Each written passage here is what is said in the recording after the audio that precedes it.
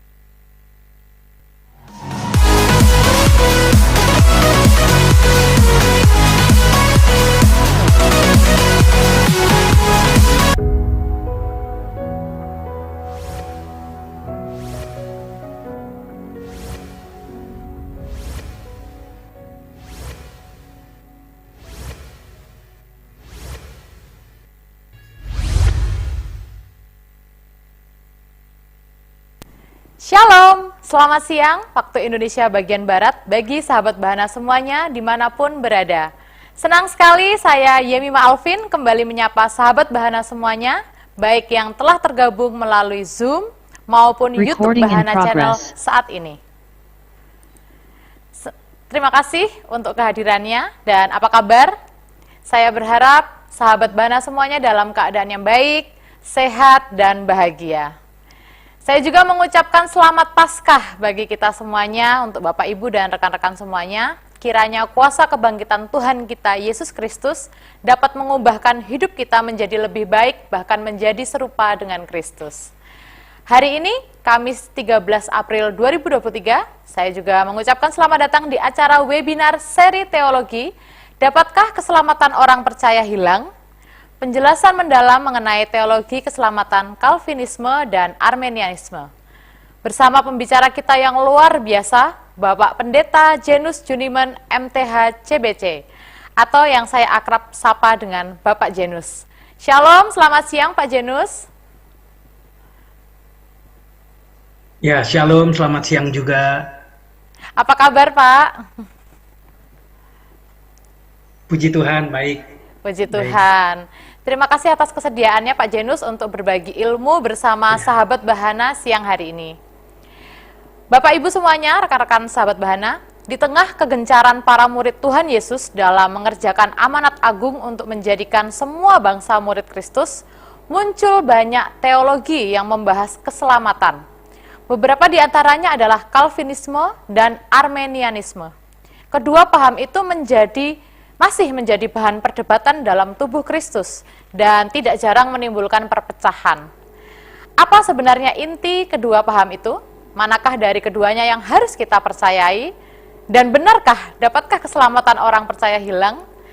Itu semua akan kita bahas dalam webinar kita siang hari ini. Sebelum kita melanjutkan acara kita akan bersama-sama berdoa terlebih dahulu. Mari kita berdoa.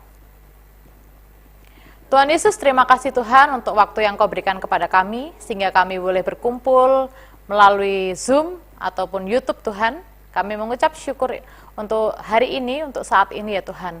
Biarlah acara yang kami selenggarakan dari awal pertengahan hingga akhir ini berkenan di hadapan Tuhan dan terlebih lagi menjadi berkat bagi para sahabat Bahana yang mengikuti. Kami juga mohonkan berkat-Mu untuk Bapak Pendeta Janus yang akan menjadi pembicara siang hari ini. Biarlah Tuhan apa yang disampaikannya seturut dengan kehendak-Mu saja. Terima kasih Tuhan Yesus, di dalam nama Tuhan Yesus. Baik, sebelum kita mendengarkan, menyaksikan, menyimak materi dari Bapak Janus, izinkan saya untuk membacakan profil beliau. Bapak Pendeta Janus Juniman MTH CBC adalah staf pastoral GSJA Bethlehem Bogor. Beliau merupakan lulusan STT Tawangmangu Solo yang juga memperoleh gelar CBC dari Power Karakter.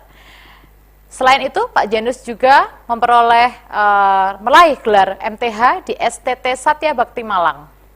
Pak Janus juga pernah menjadi Ketua Departemen Pemuritan di BPD GSJA Jawa Barat, serta pernah menjadi pembimbing rohani di NAPSA Rumah Sakit Marzuki Mahdi Bogor dan juga di rehabilitasi Yayasan Breakthrough Mission Indonesia. Kemudian selanjutnya 60 menit atau 1 jam ke depan, waktu dan kesempatan sepenuhnya saya berikan kepada Bapak Pendeta Janus Juniman untuk memberikan materi mengenai dapatkah keselamatan orang percaya hilang? Mari kita saksikan bersama. Please welcome Bapak Pendeta Janus Juniman. Silakan Pak. Ya, selamat siang semuanya. Salam kenal. Oke, baik. Sebelumnya saya akan share screen terlebih dahulu ya.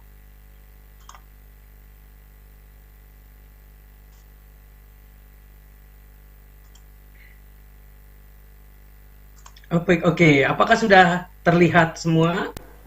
Sudah terlihat Pak, jelas.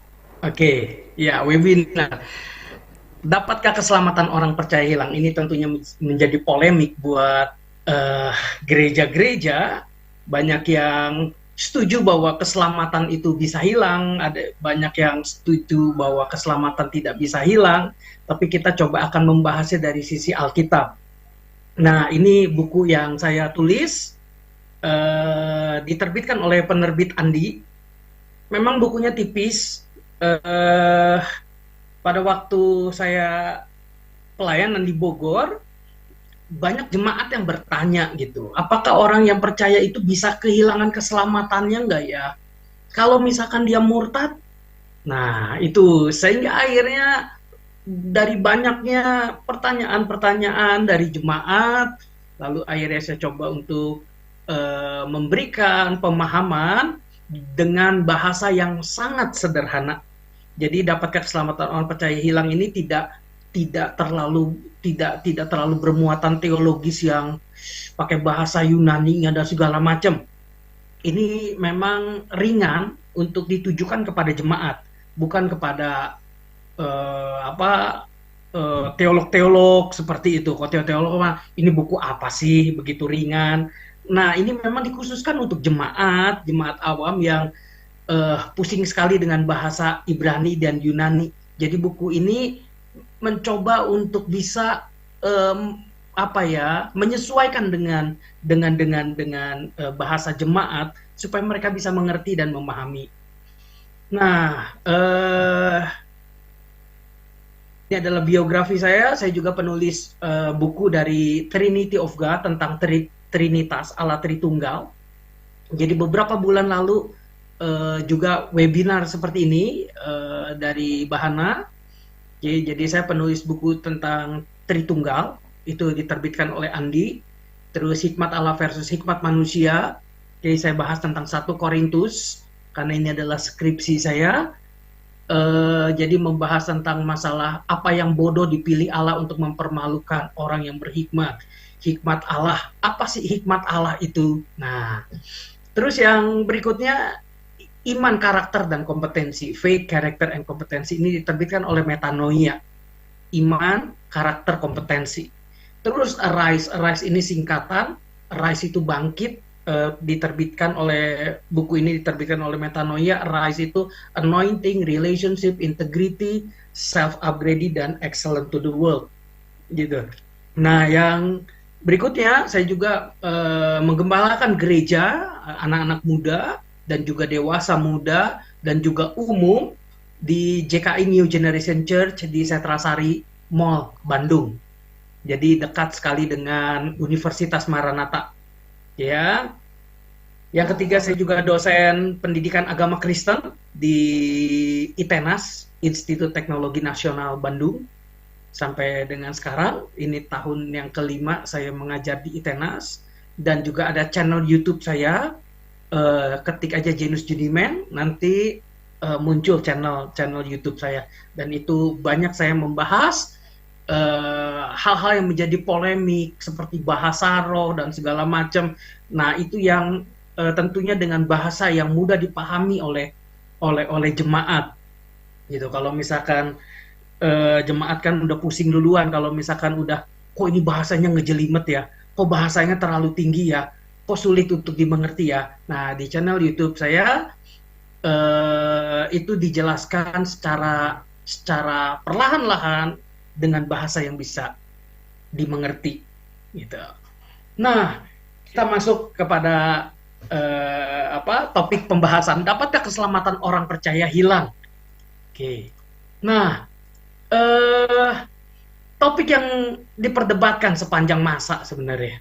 Menurut Anda nih, mana yang benar sih? Calvinisme atau Arminianisme? Terus Calvinisme menganggap bahwa keselamatan itu kan tidak bisa hilang. Arminianisme bilang, oh nggak bisa begitu dong. Kalau kita nggak menjaganya, ya keselamatan bisa hilang dong. Nah, mana sih di antara kedua ini yang benar?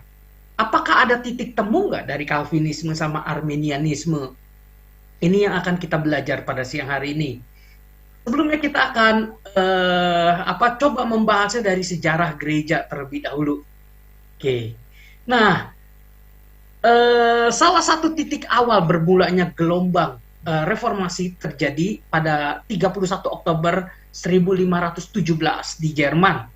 Jadi ketika Martin Luther memakukan 95 tesis di pintu gerbang Schloss-Kirche di Wittenberg, Jerman. Oke. Nah, gerakan reformasi juga kemudian berkembang di Prancis dan Swiss melalui John Calvin atau Johannes Calvin. Nah, peran Martin Luther dan Johannes Calvin yang saling melengkapi dan juga saling mendukung. Martin Luther memiliki keberanian dan ketegasan yang luar biasa dalam merobohkan suatu struktur yang begitu teguh. Setelah dirobohkan, kan perlu dibangun kembali struktur yang benar. Nah, Johannes Calvin atau John Calvin sangat dominan dalam aspek pembangunan struktur ini.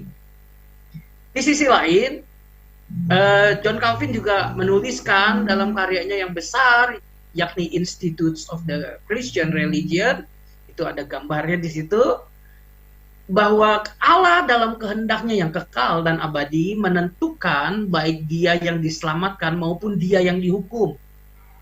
Siapa yang masuk surga dan siapa yang neraka dihukum di neraka. Nah, Calvin ini diteruskan oleh seorang yang bernama Theodore Beza.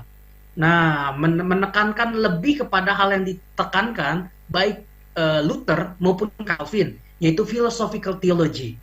Nah, sistemnya Beza, Theodore Beza, lebih lengkap dan konstruk membangun brand brand Calvinisme, sehingga Calvinisme itu jadi lebih kuat begitu sistemnya, konsepnya.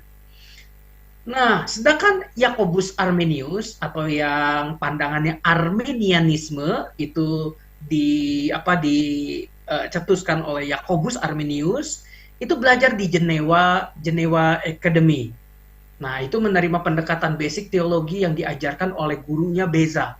Jadi Beza yang adalah penerus dari John Calvin, Beza ini adalah gurunya Jacobus Arminius. Oke, jadi ada titik temunya ya. Siapa sih John Calvin? Siapa sih Jacobus Arminius? Mereka tes siapa? Apa hubungannya? Nah, jadi John Calvin punya murid namanya Theodore Beza. Theodore Beza ini gurunya dari Jacobus Arminius. Oke. Nah, Arminius percaya pandangan Calvin dan Agustinus tentang ketidakmampuan spiritual, tetapi menambahkan yakni anugerah cukup untuk keselamatan yang diberikan kepada elect itu yang dipilih, maupun non-elect people. Jadi kepada orang yang dipilih maupun yang tidak dipilih. Di mana menurut Jacobus Arminius, anugerah Tuhan itu universal untuk semua orang dan potensial ditawarkan ke semua orang, dan sehingga akhirnya semua orang itu punya potensi untuk diselamatkan. Tentunya ini berbeda dengan Calvin, dengan John Calvin yang bersifat particular, dan efektif, bersifat terbatas tetapi secara efektif diselamatkan. Jadi mana nih yang benar? Semua orang universal dan semua orang itu punya potensi untuk diselamatkan, menurut Yakobus Arminius, ataukah menurut Calvin nih, yang bersifat tertentu, terbatas, tetapi sangat efektif untuk diselamatkan? Nah, kita akan coba membahasnya. Menurut Arminius, faktor penentu keselamatan seseorang itu adalah free will-nya, kehendak bebas orang itu.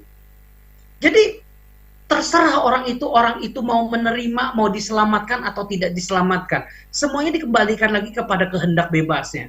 Nah, perbedaan dari kedua pandangan ini, Calvinisme dan Arminianisme, itu menimbulkan perseteruan di dalam gereja.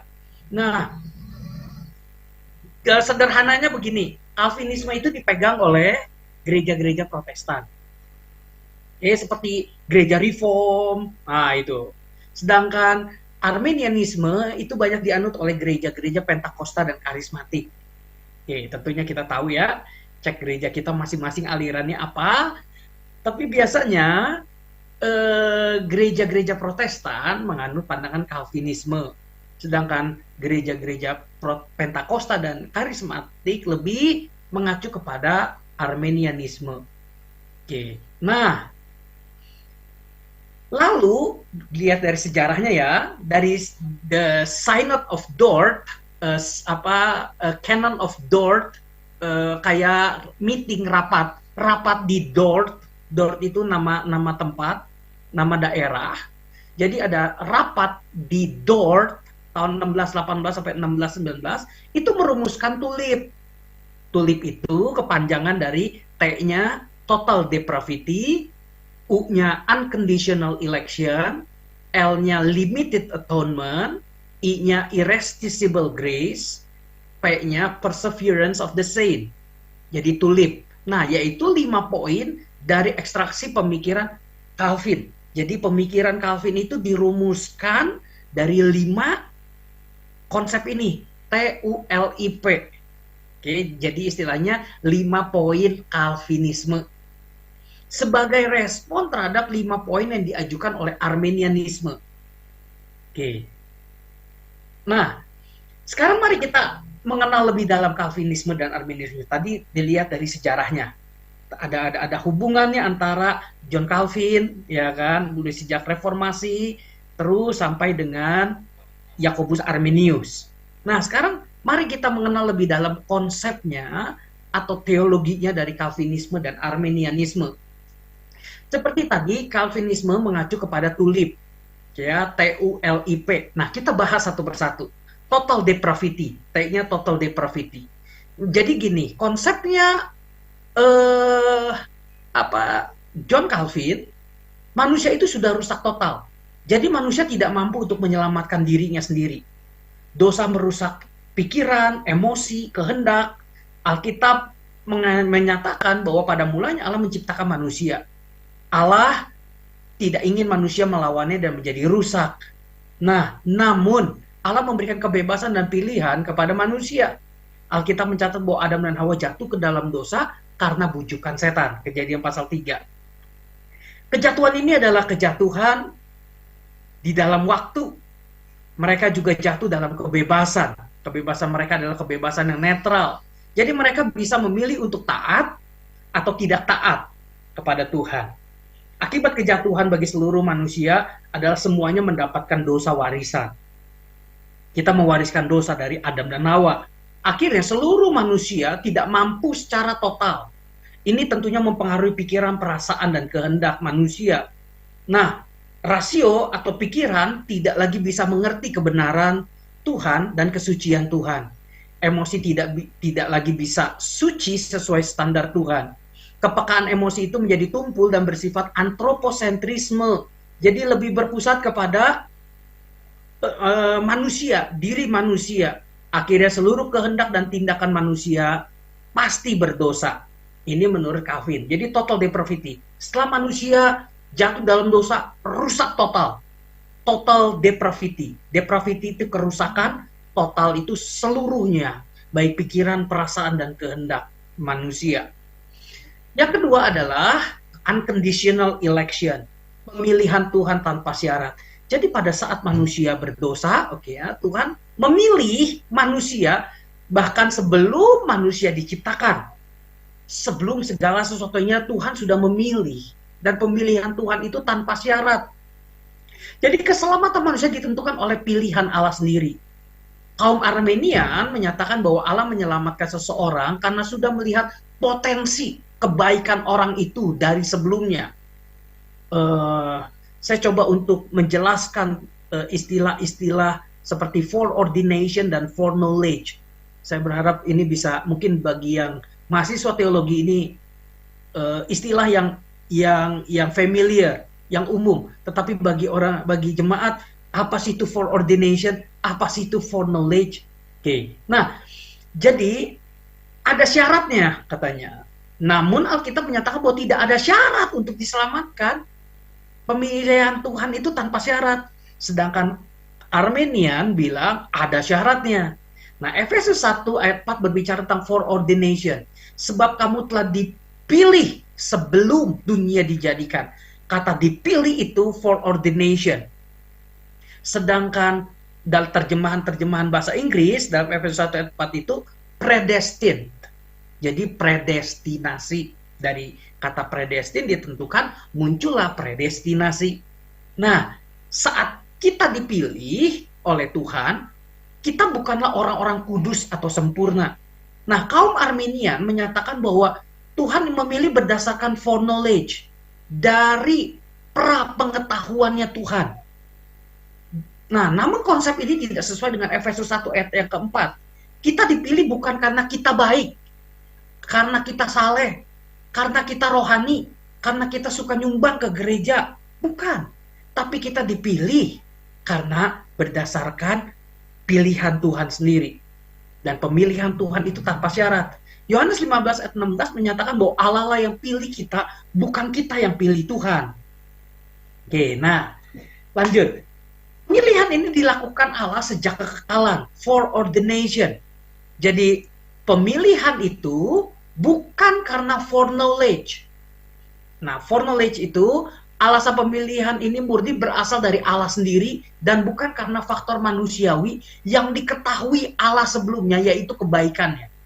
Makanya ada lagu, bukan karena kebaikanku, bukan karena fasilitaku, bukan karena semuanya kita dipilih Tuhan, tetapi karena memang anugerah Tuhan, Tuhan yang sudah memilih kita dalam kekekalan. Ini menurut John Calvin.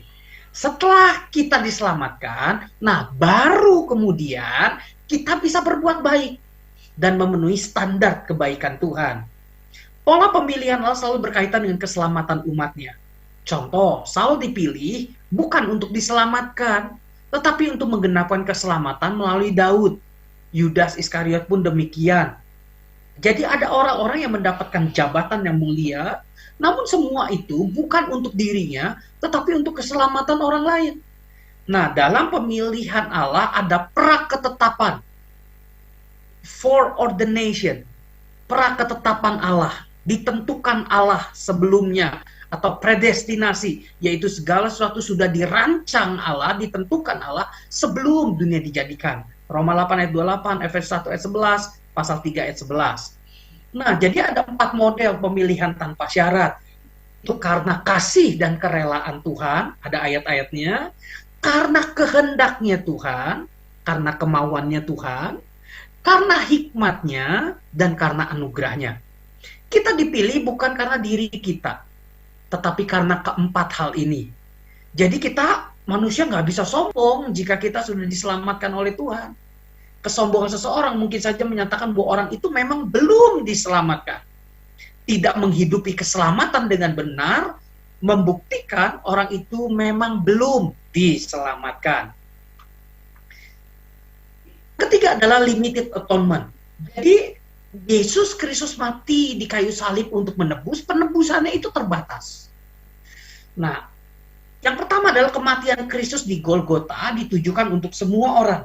Memang untuk semua orang, tetapi tidak semua orang terpanggil dan dapat menikmati penebusan Kristus. Jadi perlu dibedakan bahwa gereja baik Protestan, Pentakosta, baik Calvinisme maupun Armenianisme menolak universalisme. Apa itu universalisme? Di mana Yesus Kristus mati untuk semua manusia, semua agama di seluruh dunia tanpa terkecuali. Jadi, meskipun mereka yang belum kenal Tuhan, mereka agamanya lain, meskipun mereka belum terima Tuhan, tetap masuk surga. Nah, ini ditolak oleh gereja. Ditolak oleh Calvin maupun juga ditolak oleh Arminian. Ya, itu universalisme jelas, itu sesat. Itu ajaran yang tidak benar. Nah, dalam Calvin, limited atonement, penebusan itu terbatas. Dia itu hanya untuk orang-orang yang dipilih Allah. Oke, saya coba untuk cepat saja, nanti PowerPoint ini mungkin akan dibagikan. Jadi kita bisa mengerti intinya dan sehingga akhirnya kita bisa lebih banyak mungkin tanya jawab. Ya, jadi penebusannya terbatas. Tidak untuk semua orang, tetapi penebusan itu hanya untuk orang-orang yang dipilih Allah sebelum dunia dijadikan. Penebusan terbatas bukan berarti kuasa atau nilai penebusan Kristus terbatas dalam kualitas dan waktu. Ini karena kuasa penebusan Kristus berdasarkan keagungan pribadi Kristus sebagai manusia. Ada teologi yang menyatakan bahwa Kristus itu hanya manusia dan bukan Tuhan. Ada pula yang menyatakan bahwa Kristus adalah manusia yang dijadikan sebagai Tuhan. Pandangan ini jelas salah. Penebusan kita bisa efektif jika Allah menjadi manusia untuk menebus kita. Seluruh penebusan Kristus itu sempurna adanya. Yang keempat, I-E-U-L-I. I-nya irresistible grace, anugerah yang tidak dapat ditolak. Jadi ketika Tuhan memberikan anugerah keselamatan kepada manusia, manusia tidak bisa menolaknya. Loh, bukankah manusia punya kehendak bebas? Nah, apakah benar bahwa anugerah Tuhan bisa ditolak? Manusia punya pilihan dan kebebasan, bukan? Namun jika anugerah itu bisa ditolak, maka itu berarti bahwa Allah itu lemah dong. Dan terbatas.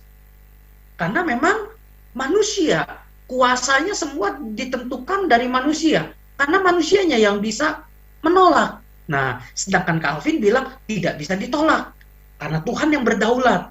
Nah, poinnya adalah Allah memampukan orang berdosa yang Allah pilih untuk ditebus, untuk mampu merespon panggilan Injil dengan efektif dalam karya Roh Kudus.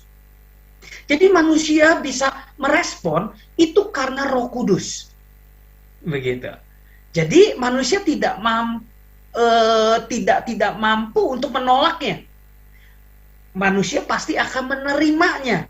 Dan Roh Kudus, Tuhan yang memampukan orang berdosa untuk merespon panggilan Injil. Yang kedua, anugerah yang tidak dapat ditolak adalah yang efektif dalam hasilnya yang pasti dari buah keselamatan seseorang yang mengenal Allah. Karena dipilih oleh Allah. Nah, bisa bandingkan dengan Yohanes 8 ayat 19. Yang ketiga, yang saya dalam realisasi anugerah ini, jadi posisi manusia adalah pasif. Artinya, hanya Roh Kudus yang bekerja. Mengapa manusia pasif?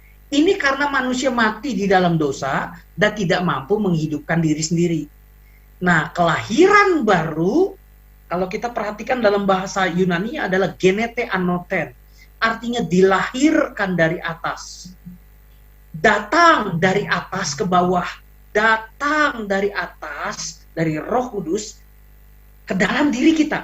Allah Roh Kuduslah yang menghidupkan kita terlebih dahulu, baru kita bisa aktif. Sebelumnya kita pasif. Roh Kudus yang menghidupkan kita, baru kita aktif. Yang kelima, ini adalah PULIP, yang P-nya adalah perseverance of the saint, ketekunan orang-orang kudus. Jadi gini, seringkali banyak orang salah paham terhadap pandangan Calvinisme. Sekali selamat tetap selamat. Pandangan sekali selamat tetap selamat bisa benar, bisa salah.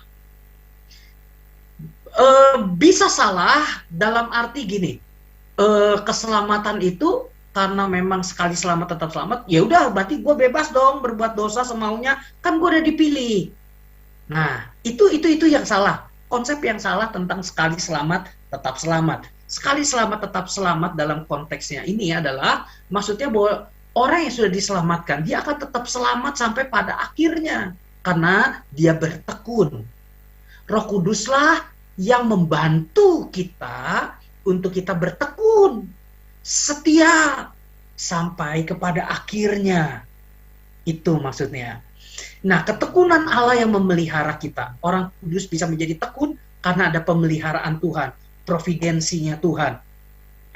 Allah bukan saja memilih manusia berdasarkan kedaulatan dan kebaikannya, tapi juga Allah juga aktif merealisasikan panggilannya sampai pada akhirnya eskatologi. Nah, program Tuhan tidak mungkin gagal. Rencana keselamatan yang Tuhan sudah tetapkan tidak mungkin gagal. Ia memilih kita dan memelihara kita sampai akhir. Kita akan menikmati kemuliaan bersama dengan Kristus. Daud diizinkan mengalami kesulitan hidup sampai jiwanya tertekan. Namun Daud bisa menang karena iman yang dipelihara oleh Tuhan. Iman Ayub tidak gugur karena ia mengalami penderitaan yang luar biasa. Tuhan memelihara iman dan jiwa kita. Akhirnya dalam penderitaan kita pun kita masih tetap bisa memuliakan nama Tuhan. Allah Roh Kudus berdiam dalam hati kita dan ia lebih besar dari apapun juga. Nah, Allah yang mulai pekerjaan yang baik akan mampu melengkapi anak-anaknya melewati tantangan dunia ini.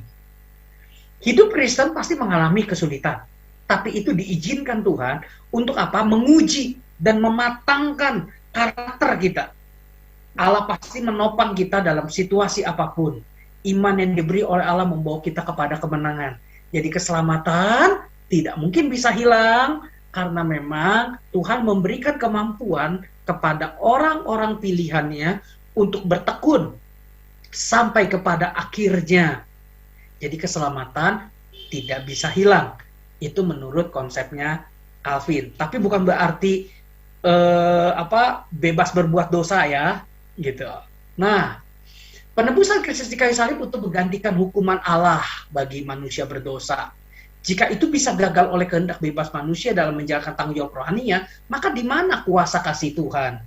Allah yang tidak pernah berubah memungkinkan umat pilihannya juga tidak berubah. Keselamatan dari Allah itu tidak bisa hilang karena kegagalan manusia. Kuasa kasih Tuhan tidak bisa dikalahkan oleh apapun juga. Makanya kan siapa yang dapat memisahkan kita dari kasih Tuhan? Apakah penderitaan, kesulitan, ketelanjangan, penganiayaan? Nah, lebih daripada semua itu, kita lebih daripada orang-orang yang menang. Tuhan terus mengasihi Israel secara rohani dalam arti gerejanya, dan Tuhan tidak pernah berubah. Tidak ada satupun jiwa yang bisa diambil dari tangan Tuhan. Kasih Allah yang besar terhadap orang berdosa. Oke. Nah, tidak mungkin gagal karena ada peran pemeliharaan Tuhan melalui karya Roh Kudus. Di mana manusia tidak akan gagal taat atau tidak bisa hidup dalam kasih karunia Tuhan. Rancangan Tuhan untuk menyelamatkan kita yang lemah, terbatas, dan merupakan musuh Allah tidak mungkin gagal. Kita didorong untuk hidup suci dan berjuang bagi Allah. Nah, itu pandangannya Calvinisme. Oke. Sekarang kita lihat pandangannya Arminianisme. Arminianisme adalah kebalikannya dari tulip tadi. Kan kalau pertama tadi total depravity, kerusakan total. Nah, sedangkan kalau Arminian itu kehendak bebas atau kemampuan manusia.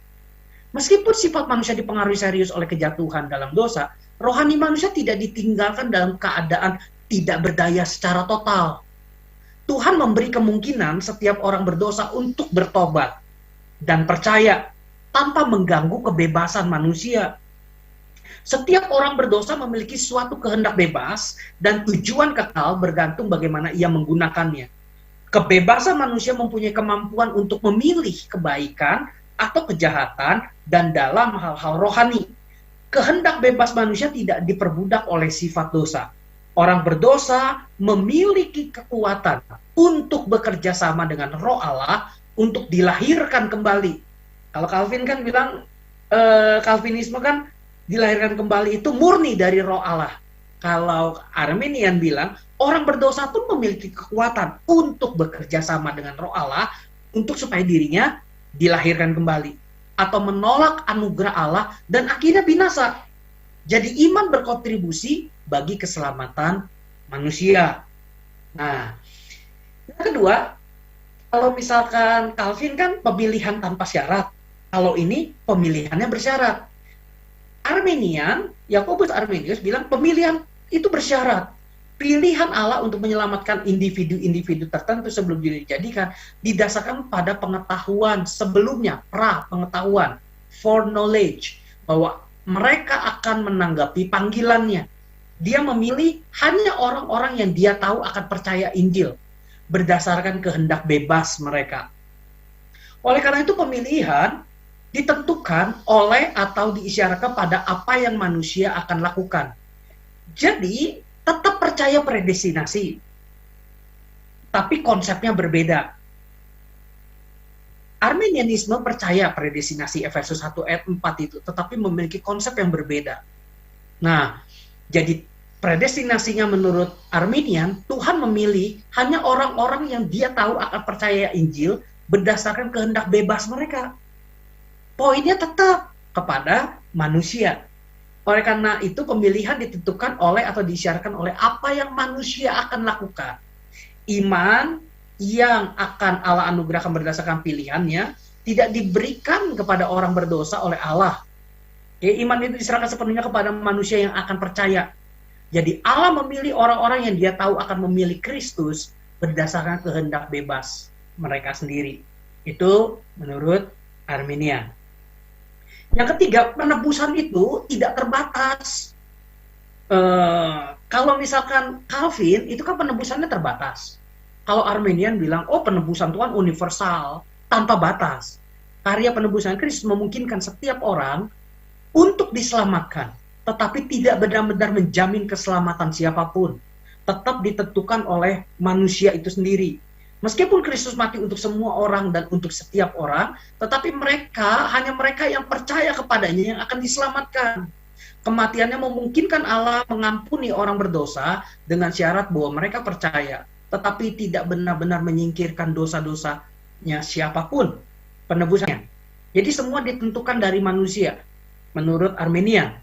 Yang keempat, Roh Kudus secara efektif dapat ditolak. Roh Kudus memanggil manusia untuk diselamatkan melalui undangan Injil. Dia melakukan semua yang dapat membawa setiap orang berdosa free will. Dia dapat menolak panggilan Roh Kudus. Roh Kudus tidak lahir barukan. Jadi poinnya adalah di manusia. Jadi iman yang merupakan kontribusi manusia mendahului dan memungkinkan kelahiran baru. Oke, jadi bisa ditolak.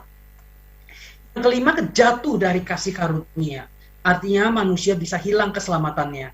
Orang-orang yang beriman dan benar-benar diselamatkan dapat kehilangan keselamatan mereka jika gagal menjaga iman mereka. Oke, apakah bisa di-mute?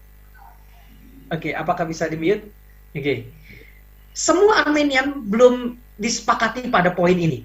Beberapa menganggap bahwa orang percaya selalu aman di dalam Kristus, bahwa orang berdosa yang sudah dilahirbarukan tidak pernah bisa hilang. Menurut Arminianisme, keselamatan dicapai melalui usaha gabungan dari Allah. Allah yang inisiatif, manusia yang merespon. Jadi harus ada kedua belah pihak dong, gitu. Jadi manusianya harus berespon, aktif merespon. Kalau Calvin, Allah yang berinisiatif, Allah yang inisiatif itulah yang membuat manusia berespon. Tapi kalau di sini semua ditentukan dari manusianya yang harus merespon. Respon manusia menjadi faktor yang menentukan. Tuhan telah menyediakan keselamatan bagi semua orang, tetapi ketentuannya menjadi efektif hanya bagi mereka yang dengan kehendak bebasnya sendiri memilih untuk bekerja sama dengan Tuhan dan menerima tawaran anugerahnya. Nah, poin pentingnya adalah kehendak bebas manusia memegang peranan yang menentukan sehingga manusia, dalam arti bukan Tuhan ya, yang akan menentukan penerima anugerah keselamatan. Itu menurut Arminian. Jadi jelas, Calvin dengan Arminian jauh sekali, bertolak belakang sekali. Tetapi apakah ada titik temu dari Calvin dan Arminianisme? Ada. Mereka sama-sama percaya kepada kedaulatan Tuhan. Kalau Calvin, kedaulatan Tuhannya mutlak. Gitu. Arminianisme percaya pada kedaulatan Tuhan, Allah berdaulat, tetapi berdasarkan pra-pengetahuannya, foreknowledge-nya, bukan foreordained. Nah, yang kedua, kemahatauan Allah. Calvin melihat bahwa sebelum manusia jatuh dalam dosa, kan Tuhan sudah menentukan keselamatan kan. Jadi Tuhan tahu siapa yang binasa dan siapa yang selamat. Sama Arminian juga menganggap bahwa Tuhan Maha Tahu, tapi kemahatahuan Tuhan itu melihat respon manusianya. Yang ketiga, kasih Allah yang memberikan anugerah. Oke, karena kasihlah Tuhan memberikan anugerah keselamatan itu kepada manusia. Nah, menurut Anda manakah yang benar? Calvinisme atau Arminianisme sih? Nah, sebelum menjawab, pikirkan hal-hal berikut. Oke. Yang pertama, keselamatan adalah inisiatif Allah, bukan? Kan sejak manusia jatuh dalam dosa, Adam dan Hawa berbuat dosa, melanggar perintah Tuhan dengan memakan buah pengetahuan yang baik dan yang jahat. Mereka sembunyi, mereka tahu mereka telanjang. Kan manusia nggak cari Tuhan, kan? Tuhan yang cari manusia, kan? Adam, di manakah engkau? Tuhan yang mencari manusia. Setelah Adam dan Hawa diusir dari Taman Eden, Tuhan pun yang inisiatif mencari manusia. Manusia tidak ada yang mencari Tuhan. Tidak ada yang berinisiatif mencari Tuhan. Dari sinilah keselamatan itu memang adalah inisiatifnya Tuhan. Oke, oleh karena respon manusia, tidak mungkin kan respon manusia mendatangkan Yesus Kristus. Oleh karena inisiatif manusia mendatangkan Yesus Kristus untuk menyelamatkannya, tetap keselamatan yang Tuhan sediakan, di mana Bapa mengirimkan Yesus Kristus adalah inisiatif dari Allah, bukan dari manusia. Itu yang harus kita pegang. Yang kedua, kita mencatat bahwa Allah telah memilih kita, bukan kita yang pilih Tuhan. Jelas, Tuhan yang pilih kita, bukan kita yang pilih Tuhan. Yang ketiga, Allah berdaulat dalam menentukan pilihannya. Jika keselamatan ditentukan oleh respon manusia, maka sesungguhnya tanpa disadari menjadikan manusia itu berdaulat dan bukan Tuhan yang berdaulat. Jadi karena semua ditentukan oleh manusia kan, berarti manusia dong yang berdaulat. Nah, kedaulatan Tuhan di mana? Itu yang harus dipikirkan. Yang keempat, Allah yang penuh kasih memprakarsai keselamatan melalui mengutus anaknya ke dalam dunia dengan mati di kayu salib. Jadi manusia berdosa jelas tidak bisa selamatkan dirinya. Dapatkah keselamatan orang percaya hilang? Tentu saja jawabannya tidak. Perhatikan kata orang percaya. Apakah keselamatan orang Kristen bisa hilang? Mungkin bisa hilang. Tapi kalau orang percaya kepada Tuhan, apakah bisa hilang? Tidak bisa hilang. Pemilihan Allah bersifat mutlak dan definitif, tidak bisa diganggu-gugat oleh manusia. Nah, selesai. Baik, terima kasih banyak Pak Janus untuk pemaparan materinya luar biasa. Saya percaya para peserta, Bapak Ibu, sahabat Bahana semuanya terberkati dengan materi ini. Dan kita akan lanjut ke sesi tanya jawab. Sebelum ke tanya jawab, ada beberapa yang akan saya sampaikan. Pertama, baik bagi Bapak Ibu yang ingin mengajukan pertanyaan, ingin bertanya secara langsung kepada Pak Janus, diperbolehkan sekali. Bapak Ibu bisa mengetikkan pertanyaan di room chat ataupun juga bisa klik icon raise hand. Nanti akan saya pilih untuk bertanya langsung kepada Pak Janus Jeniman. Sebelum Bapak Ibu silakan dapat mempersiapkan pertanyaannya.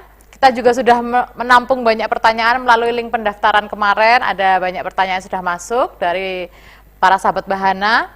Sebelumnya kita akan menyaksikan satu tayangan ini dan kita akan masuk kepada sesi tanya jawab. Selamat menyaksikan.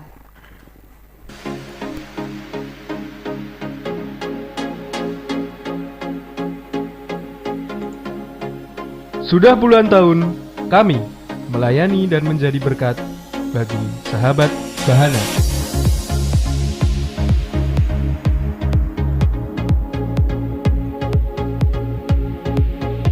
Kini, kami bertransformasi menjadi majalah rohani Bahana Digital.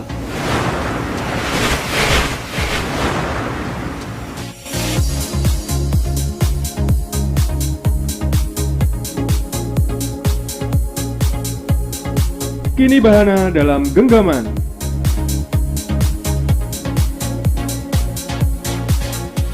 Dengan Rp5.000, Anda bisa berlangganan Bahana Digital selama 3 bulan.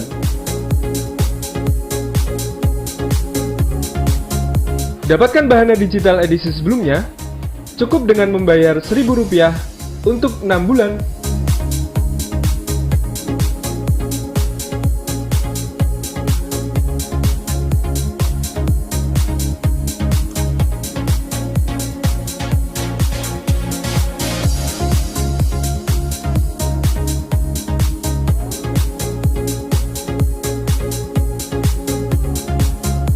Caranya gampang banget.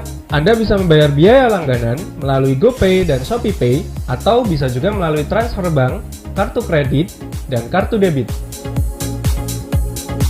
Segera dapatkan aplikasinya di Google Play Store.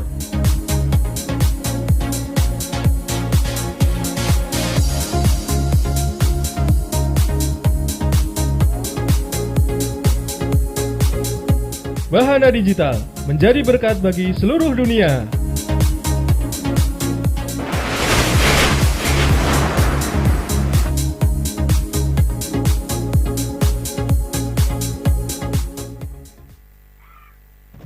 Shalom sahabat Bahana, selamat datang di Bahana Bible Study Season 3. Bahana Bible Study atau BBS adalah sebuah program non-gelar yang bertujuan untuk membekali para pelayan Tuhan dalam menjalankan pelayanan.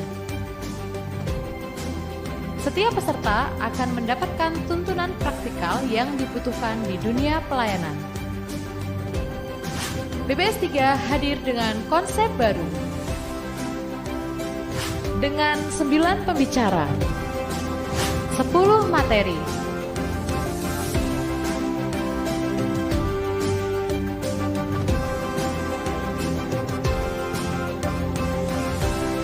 20 kelas, mulai bulan Mei sampai September 2023. Setiap materinya akan dibahas dalam 2 kelas pertemuan. Pertemuan pertama, pendalaman materi. Pertemuan kedua, pembahasan studi kasus masalah. Cukup membayar pendaftaran sebesar Rp100.000 saja, sahabat Bahana bisa join keseluruhan kelas yang ada di BBS 3. Bahkan mendapatkan gratis e-book majalah Bahana terbaru di aplikasi Bahana Digital. Daftar sekarang juga melalui aplikasi Bahana Digital atau bisa menghubungi nomor di bawah ini. Sampai berjumpa dalam BBS 3. Tuhan Yesus memberkati.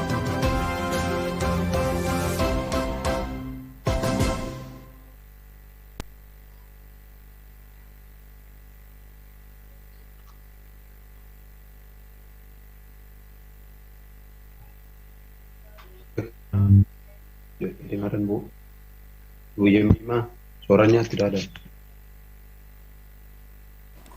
Baik, terima kasih Pak Daud yang sudah mengingatkan. Terima kasih telah menyaksikan tayangan kami, dan Bapak Ibu sahabat Bahana semua yang ingin memiliki buku Dapatkah Keselamatan Orang Percaya Hilang, bisa menghubungi nomor saya yang tertera di samping layar ini. Dengan harga yang sangat murah sekali, dari harga Rp31.500, Bapak Ibu bisa mendapatkannya hanya dengan 20 sekian ribu saja. 22.400 lebih tepatnya. Dan gratis renungan pagi dan juga renungan malam bulan April 2023. Tunggu apa lagi? Jangan lewatkan kesempatan ini, dapatkan sekarang juga dengan menghubungi nomor saya. Kemudian ada juga yang e-booknya. Hanya dengan Rp3.150 saja bisa membaca e-book Dapatkah Keselamatan Orang Percaya Hilang melalui aplikasi Bahana Digital selama 3 bulan.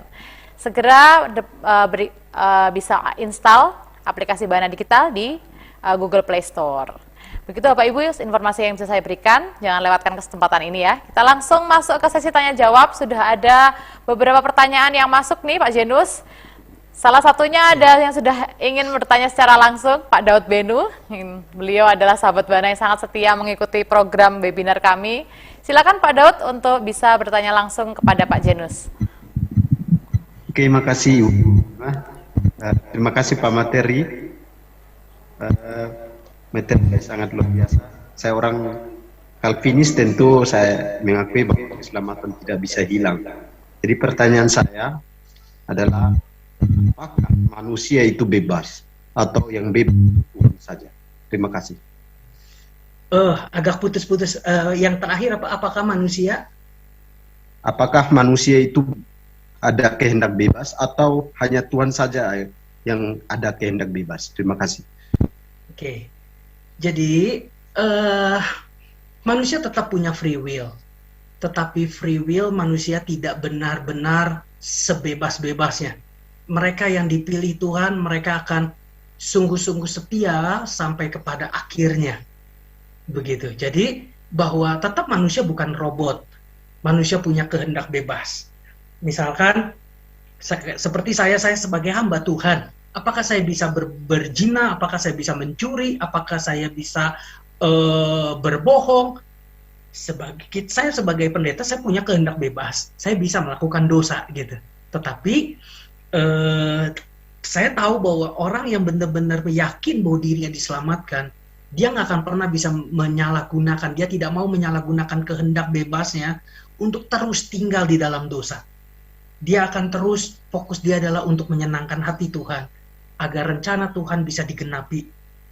Begitu. Jadi fokusnya ialah Tuhan, bukan dirinya. Sama seperti Paulus bahwa hidupku sekarang bukanlah hidupku lagi, melainkan Kristus yang hidup di dalam aku. Dan hidup yang kuhidupi di dalam daging adalah iman kepada Anak Allah yang telah mengasihi aku dan telah menyerahkan dirinya untuk aku. Jadi orang yang betul-betul tahu dirinya diselamatkan akan menghargai keselamatan itu dengan kehendak bebasnya. Tetap punya kehendak bebas, tetapi kehendak bebasnya itu diberikan untuk melakukan apa yang menjadi kehendak Tuhan. Itu, apakah bisa menjawab? Baik, silakan bagaimana Ya. Pak Daud? Terima kasih Bu Im. Oke. Baik, terima kasih Pak Jenu sudah menjawab pertanyaan Pak Daud. Kita ke pertanyaan berikutnya. Ini pertanyaan Pak Rema Nugroho sepertinya sudah dijawab oleh Pak Janus dalam penyampaian materi tadi ya. Kemudian kita ke pertanyaan Bu Anes Wong. Apa orang bunuh diri dapat keselamatan yang Judas lakukan? Oh, apa orang bunuh diri dapat keselamatan seperti yang Judas lakukan? Sepertinya agak rumit ya. Silakan Pak Janus. Ya, orang yang bunuh diri adalah orang yang tidak menghargai hidup yang Tuhan beri. Tentunya saya meyakini bahwa orang yang bunuh diri, dia akan masuk neraka karena dia tidak menghargai hidup yang Tuhan berikan. Apalagi Yudas Iskariot. Tapi kan Yudas Iskariot dipilih Tuhan loh menjadi rasul, ya kan? Meskipun dia dipilih menjadi rasul, tapi bukan berarti karena jabatan rasulnya dia memenuhi syarat Tuhan untuk selamat pasti masuk surga kan? Nah, perbedaan dari Yudas Iskariot dengan Petrus, mereka sama-sama berbuat dosa di hadapan Tuhan, tapi respon mereka berbeda. Yudas Iskariot hanya menyesal. Menyesal tidak sama dengan bertobat. Sedangkan Petrus menangis dan dia bertobat. Itu yang membedakan. Yudas Iskariot, dia hanya menangis, dia menyesal. Sudah jual Yesus dengan 30 keping perak. 30 keping perak itu tidak mahal loh. Kalau dikonversi itu hanya berapa ratus ribu saja. Tetapi Yudas Iskariot yang telah menerima uang itu dari hasil 30 keping perak dari hasil menjual Yesus, toh dia nggak pakai kan? Dia buang kan? Lalu akhirnya dia mati gantung diri. Jelas binasa. Tapi kan dia dipilih Tuhan, dipilih untuk menjadi rasul, tapi bukan berarti dipilih untuk otomatis diselamatkan oleh Tuhan. Jadi orang yang bunuh diri tidak menghargai hidup yang Tuhan berikan. Seperti contohnya Saul. Saul kan ketika dikejar-kejar, ya kan dalam posisi kepepet, dia bunuh diri kan? Ya jelas masuk neraka karena dia tidak menghargai hidup yang Tuhan berikan. Gitu. Oke. Semoga ini bisa menjawab. Baik, terima kasih banyak Pak Janus atas jawabannya. Kita beralih ke pertanyaan yang ada di link ya Pak. Ini pertanyaan di link ini sangat menarik-menarik, saya sampai bingung mau pilih yang mana. Ini ada dari Pak Rikus bertanya, bagaimana jika orang yang sudah percaya namun murtad dan kembali lagi kepada Allah yang benar? Nah, bagaimana nasibnya itu Pak? Silakan Pak Janus. Justru di sini menarik sekali. Orang justru kesulitan itu sebenarnya bukan di Calvinisme, tapi di Arminianisme. Jadi gini, apa sih patokan orang kehilangan keselamatan? Murtad, Pak. Oke, sekarang gini. Contoh misalkan si Budi, dia hari ini percaya Tuhan Yesus. Bulan depan dia murtad. Kan waktu percaya Yesus, dia selamat dong. Dia terima keselamatan kan? Kan respon dia. Tapi bulan depan, bulan selanjutnya, dia murtad. Dia tinggalkan Tuhan. Berarti hilang keselamatannya dong. Tahun depannya, ikut acara Natal. Bertobat lagi. Apakah keselamatan Tuhan? Masuk lagi. Terus, setelah itu, dia murtad lagi. Karena dia udah merasa jauh dari Tuhan. Hilang lagi keselamatannya. Nah, kalau misalkan semua ditentukan oleh respon, sebentar terima Yesus, terima keselamatan. Lalu akhirnya murtad, hilang lagi keselamatan. Terus menerus. Loh, apakah keselamatan itu bolak-balik ya? Nah, kalau dipilih Tuhan atau tidak dipilih Tuhan, saya melihatnya itu jauh lebih konsisten. Calvinisme terlihat justru lebih konsisten. Kalau orang yang dipilih Tuhan, misalkan dia menyimpang nih, ya kan? Dia menyimpang jauh dari Tuhan. Seperti misalkan Petrus lah gitu. Dia udah dipilih menjadi rasul, ya kan? Lalu akhirnya dia menyimpang kan? Dia sudah menyangkal Yesus 3 kali, ya kan? Jatuh dalam dosa kan? Kalau menurut Arminian hilang keselamatannya, gitu. Tetapi kan itu bukan akhir. Akhirnya adalah Petrus sadar ketika Yesus bangkit, ya kan? Dengan Yesus bertanya, apakah engkau mengasihi aku lebih daripada semua ini? Ya Tuhan, engkau tahu betapa aku mengasihi engkau. Lalu akhirnya dia kembali kepada Tuhan dan dia menjadi rasul. Lalu akhirnya dia bertahan sampai rela disalib terbalik di kota Roma. Begitu. Nah, kita melihat bahwa justru Calvinisme lebih konsisten dalam menjelaskan tentang pilihan dan umat dipilih dan umat yang dipilih dan umat yang tidak dipilih gitu, orang yang tidak dipilih gitu. Jadi kalau misalkan murtad belum tentu sebenarnya hilang keselamatan, tapi kita semua akan lihat di akhir hidupnya. Jadi sebenarnya gini, kita tidak ada satupun yang tahu bahwa orang ini selamat, orang ini tidak selamat. Tidak tahu. Keselamatan itu adalah bersifat pribadi, personal. Kita dengan Tuhan. Sekarang gini, apakah jaminan bahwa pendeta pasti masuk surga? Nggak tentu kan? Apakah semua pendeta pasti masuk surga? Apakah semua orang yang kuliah di STT, Sekolah Tinggi Teologi, pasti mati masuk surga? Belum tentu. Terus, apakah orang yang berdosa pasti semuanya masuk neraka? Belum tentu juga. Kalau orang itu bertobat, kalau orang itu diselamatkan, kan dia selamat masuk surga, gitu.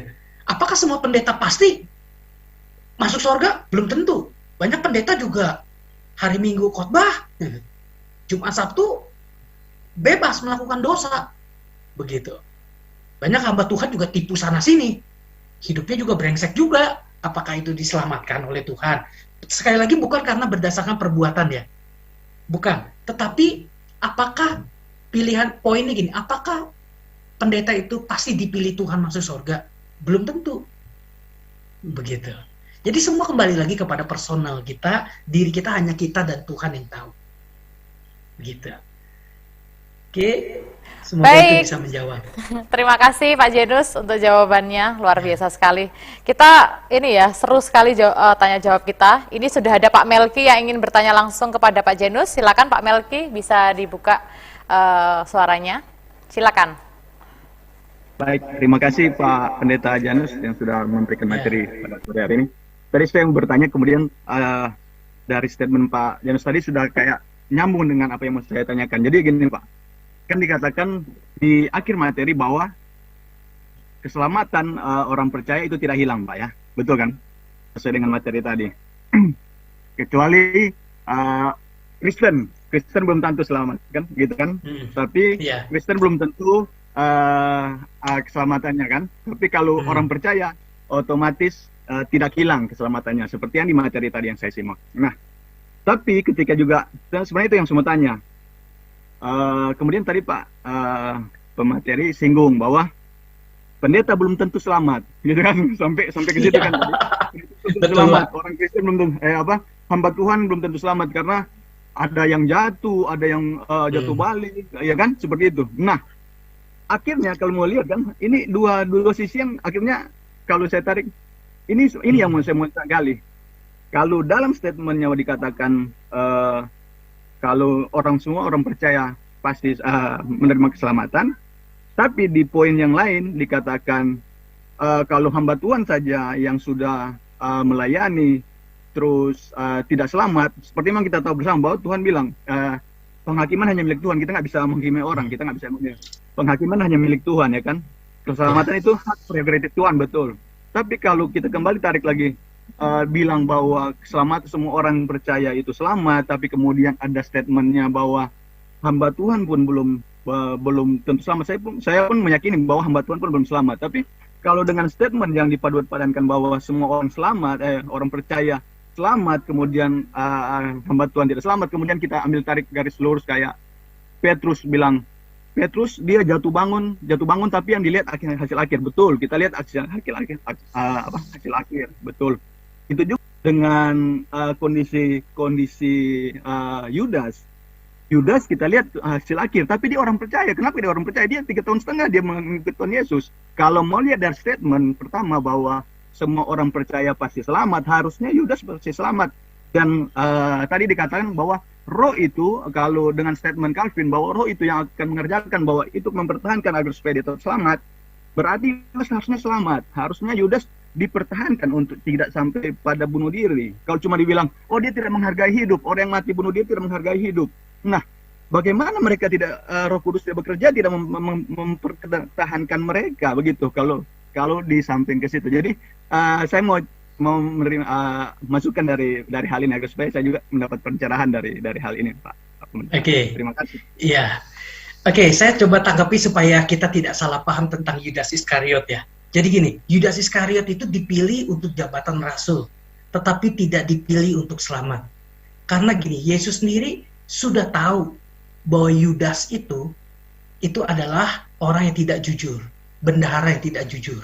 Nah, karena itu ada humor katanya. Kalau mau kepanitiaan jangan jadi bendahara. Karena bendahara itu yang nggak selamat gitu. Ya itu cuma lelucon aja katanya. Karena Yudas aja ya, bendaharanya Tuhan yang pemegang kas, dia kan banyak korupsi. Dan juga dia bilang, ternyata memang kan itu minyak wangi itu ketika Yesus diurapi kan kakinya, minyak wangi itu kan mahal harganya, kan itu bisa menolong orang miskin. Yesus bilang gini, sebenarnya orang itu bukan untuk karena punya hati untuk orang miskin gitu, tapi karena memang otaknya duit aja gitu. Nah, terus kalau kita perhatikan Yohanes 6 ayat 70, itu sepertinya nadanya kasar memang. Yohanes 6 ayat yang ke-70 dikatakan bahwa jawab Yesus kepada mereka, bukankah aku sendiri yang telah memilih kamu yang 12 ini, namun seorang di antaramu adalah iblis. Yesus yang ngomong loh, iblis. Bayangkan, loh kok Yesus bilang Yudas Iskariot iblis? Ayat 71-nya menunjukkan bahwa yang dimaksudkannya adalah Yudas, anak Simon Iskariot. Sebab dialah yang akan menyerahkan Yesus, dialah di antara ke-12 murid itu.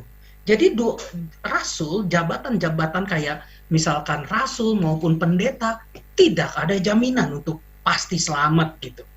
Tetapi bahwa orang yang bertekun, yang berjuang sampai pada akhirnya, memang konsepnya adalah keselamatan itu, kerjakanlah keselamatanmu itu dengan takut dan gentar.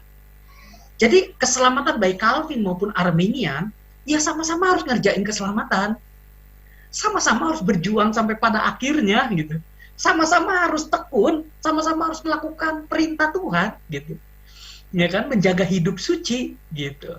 Cuma bagi saya bahwa Calvin benar, Arminian ada benarnya, karena Arminian itu melihat dari sisi manusia, Calvin kan melihat dari sisi Tuhan kan. Jadi kalau masalahnya adalah siapa yang lebih konsisten? Bagi saya adalah Calvin lebih konsisten, karena memang keselamatan adalah prakarsa Tuhan, jadi harus dilihat dari sisi Tuhan dong, ya kan? Kan Tuhan tidak terbatas, Sedangkan manusia terbatas. Kalau kita melihat sisi dari Armenian, dari sisi respon manusia berubah-ubah. Sehingga akhirnya sulit untuk menjadi satu patokan. Patokan kita harusnya Tuhan dong. Tuhan yang menjadi inisiator, inisiasi keselamatan. Ya kan? Tentunya kita harus melihat dari sisi Tuhan. Gitu. Tetapi kalau misalkan, tapi kan kita harus berespon juga. Ya, kita harus berjuang juga. Calvin juga sebenarnya ada di dalam P-nya tadi, perseverance of the saint. Jadi orang yang dipilih oleh Tuhan bukan berarti bebas semaunya berbuat dosa, tetap dia pun harus bertekun. Gitu. Tetap dia pun harus menjaga kekudusannya dalam takut akan Tuhan. Jadi itu. Oke. Baik. Baik, terima Ada kasih lagi? banyak Pak Janus sudah jawab. Pak Melki bagaimana? Sudah puas dengan jawaban Pak Janus atau ingin bertanya kembali? Ya, baik. Terima kasih, Pak. Jadi memang yang jadi polemik kan di lapangan memang kalau kita lihat yang terjadi adalah karena yang tanda kutip semua orang percaya sudah selamat, menerima keselamatan. Nah itu, yang akhirnya bahkan hamba Tuhan terus ada pendeta yang berpatukan, ya udahlah, yang penting kan kita selamat. Dan itu terlihat di dalam pelayanan. Itu yang terlihat di dalam akhirnya ada oknum, saya nggak bilang dari itu, tapi ada oknum-oknum yang sebagian besar malah oknum itu yang lebih besar daripada yang tidak melakukan. Dia minum mabuk, dia merokok sebagai hamba Tuhan, sebagai pendeta, sebagai pemangku jabatan, karena posisi bahwa ini tadi orang percaya selamat. Nah itu, jadi kan itu jadi kayak rancu juga dalam pelayanan ketika orang tidak menerima secara tidak mengerti secara benar bahwa keselamatan itu harus dikerjakan, tapi yang diterima cuma satu, orang tetap selamat. Akhirnya miss-nya di sini mengakibatkan banyak turunannya yang akhirnya turunan dalam pelayanan itu yang agak menurut saya agak kurang tepat posisinya. Kira-kira itu yang menjadi beban pikiran saya. Terima kasih, Pak. Ya.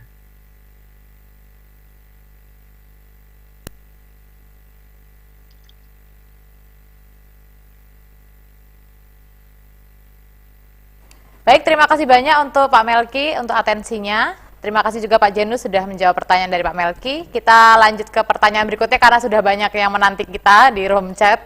Berikutnya ada Ibu Esther Nide dengan pertanyaannya, bagaimana kita dapat mengetahui kalau kita memperoleh keselamatan? Nah, silakan Pak Janus. Ya, jadi gini, bagaimana cara kita tahu kita beroleh selamat? Ya, dengan percaya Yesus, ya kan, dengan bertobat dari dosa-dosanya, ya kan, dan komitmen untuk hidup setia sampai pada akhirnya. Jadi, kalau kita belum melakukan ketiganya atau lahir baru, kita nggak akan beroleh keselamatan. Ya kan? Jadi, keselamatan itu bukan hanya, saya perlu cermati juga dalam kitab Roma, karena dengan pada saat engkau mengaku bahwa Yesus adalah Tuhan, maka engkau akan diselamatkan. Betul? Dengan lidah mengaku, orang akan diselamatkan. Bukan berarti gini, saya percaya Yesus ya. Apakah saya pasti mati masuk surga? Belum tentu. Kita perlu perhatikan konteksnya, dengan lidah kita mengaku kita diselamatkan. Kita perlu lihat konteksnya. Itu ditujukan kepada jemaat di Roma. Jemaat di Roma itu, semua mereka, rakyat Roma harus mengakui Kaisar itu adalah Tuhan. Tidak boleh ada Tuhan yang lain selain Kaisar. Jadi orang-orang Kristen yang mereka percaya kepada Tuhan Yesus, berarti kan menolak Kaisar sebagai Tuhan kan. Nah, justru mereka beresiko. Pada saat mereka mengaku dengan lidah mereka Yesus adalah Tuhan, resiko mereka akan dipenggal mati, mereka akan dibunuh oleh prajurit Romawi. Jadi, pada saat mereka mengaku bahwa Yesus adalah Tuhan, itu adalah taruhannya nyawa mereka. Gitu. Jadi bukan berarti sembarangan ya, Yesus adalah Tuhan, aku selamat, enggak gitu. Tapi itu dalam keadaan di mana mereka antara hidup dan mati mereka. Jika mereka percaya kepada Yesus, berarti kan menolak Kaisar sebagai Tuhan. Hukuman mereka mati syahid. Gitu. Jadi kita perlu mengetahui juga bahwa bukan orang yang sekedar berseru Tuhan, Tuhan yang masuk sorga kan, tapi mereka yang melakukan kehendak Bapa di sorga. Gitu. Jadi kita tahu keselamatan kita, bertobat, terima Tuhan Yesus, kita lahir baru di dalam Tuhan. Itu. Baik, terima kasih banyak Pak Janus untuk jawaban dari Ibu ini ya tadi ya, Bu Esther Nide. Oke, berikutnya ada Pak Theo Samosir. Beliau menanyakan, terima kasih Pak Janus. Pertanyaan saya, apakah definisi selamat? Apakah selamat berarti tidak masuk alam maut atau langsung masuk Firdaus seperti penjahat di kanan Yesus? Begitu Pak pertanyaan dari Pak Theo. Silakan Pak Janus. Oke, ini lebih ke arah eskatologi ya. Jadi begini, kalau pandangan-pandangan Pentakosta, karismatik, mereka percaya ada namanya intermediate state gitu ya. Apa sih, tempat penampungan sementara, Firdaus begitu. Nah, tetapi satu hal gini, yang saya yakini ya. Jadi baik itu Firdaus, itu adalah sorga sebenarnya. Jadi tidak ada perbedaan antara Firdaus dengan sorga. Seperti tadi, orang yang disalib di sebelah Yesus. Yesus berkata gini, hari ini kau bersama-sama dengan aku di Taman Firdaus. Kalau Firdaus itu bukan sorga, berarti Yesus Kristus tidak di sorga dong. Cuma di Firdaus. Kalau Firdaus adalah tempat penampungan sementara, ya kan? Firdaus tempat penampungan sementara untuk orang yang percaya kalau Gehenna atau kayak neraka gitu adalah tempat penampungan sementara untuk orang yang tidak percaya. Kalau Firdaus itu bukan sorga, berarti Yesus bukan di sorga dong. Kan Yesus ngomong, hari ini kau bersama-sama dengan aku di Taman Firdaus. Gitu. Jadi, yang saya yakini bahwa Firdaus itu memang adalah surga. Gitu. Jadi orang yang percaya kepada Tuhan Yesus, kita yang mati, kita masuk surga. Sampai kita menunggu kedatangan Tuhan yang kedua kalinya. Pada waktu Yesus datang kedua kalinya, lalu akhirnya the end of times, kiamat, begitu, baru kita akan berada dengan Tuhan dalam langit dan bumi yang baru, begitu. Jadi sebenarnya ya kita mati masuk mana? Ya sorga, Firdaus, karena tidak ada perbedaan istilah antara Firdaus dengan sorga, gitu. Baik, terima kasih banyak Pak Janus untuk jawabannya. Berikutnya ada pertanyaan dari Pak Tandius Kogoya. Jika keselamatan orang percaya tidak bisa hilang, lalu bagaimana dengan ayat Alkitab Markus 3 ayat 29 dan Lukas 12 ayat 10? Begitu Pak Janus. Oke. Silakan Pak. Iya, itu konteksnya Yesus dan Beelzebul ya, dengan menghujat Roh Kudus ya konteksnya ya. Lukas 12. Ya, menghujat, melawan anak manusia diampuni, tetapi menghujat Roh Kudus tidak dapat diampuni. Begini, makanya kita perlu untuk namanya hermeneutik. Hermeneutik itu ilmu menafsir Alkitab. Tidak boleh kita sembarangan menafsirkan Alkitab, karena ada kaidah-kaidahnya. Kita memperhatikan konteks dekat, konteks jauh, teks maupun konteks. Jadi kita tidak boleh mengeneralisasikan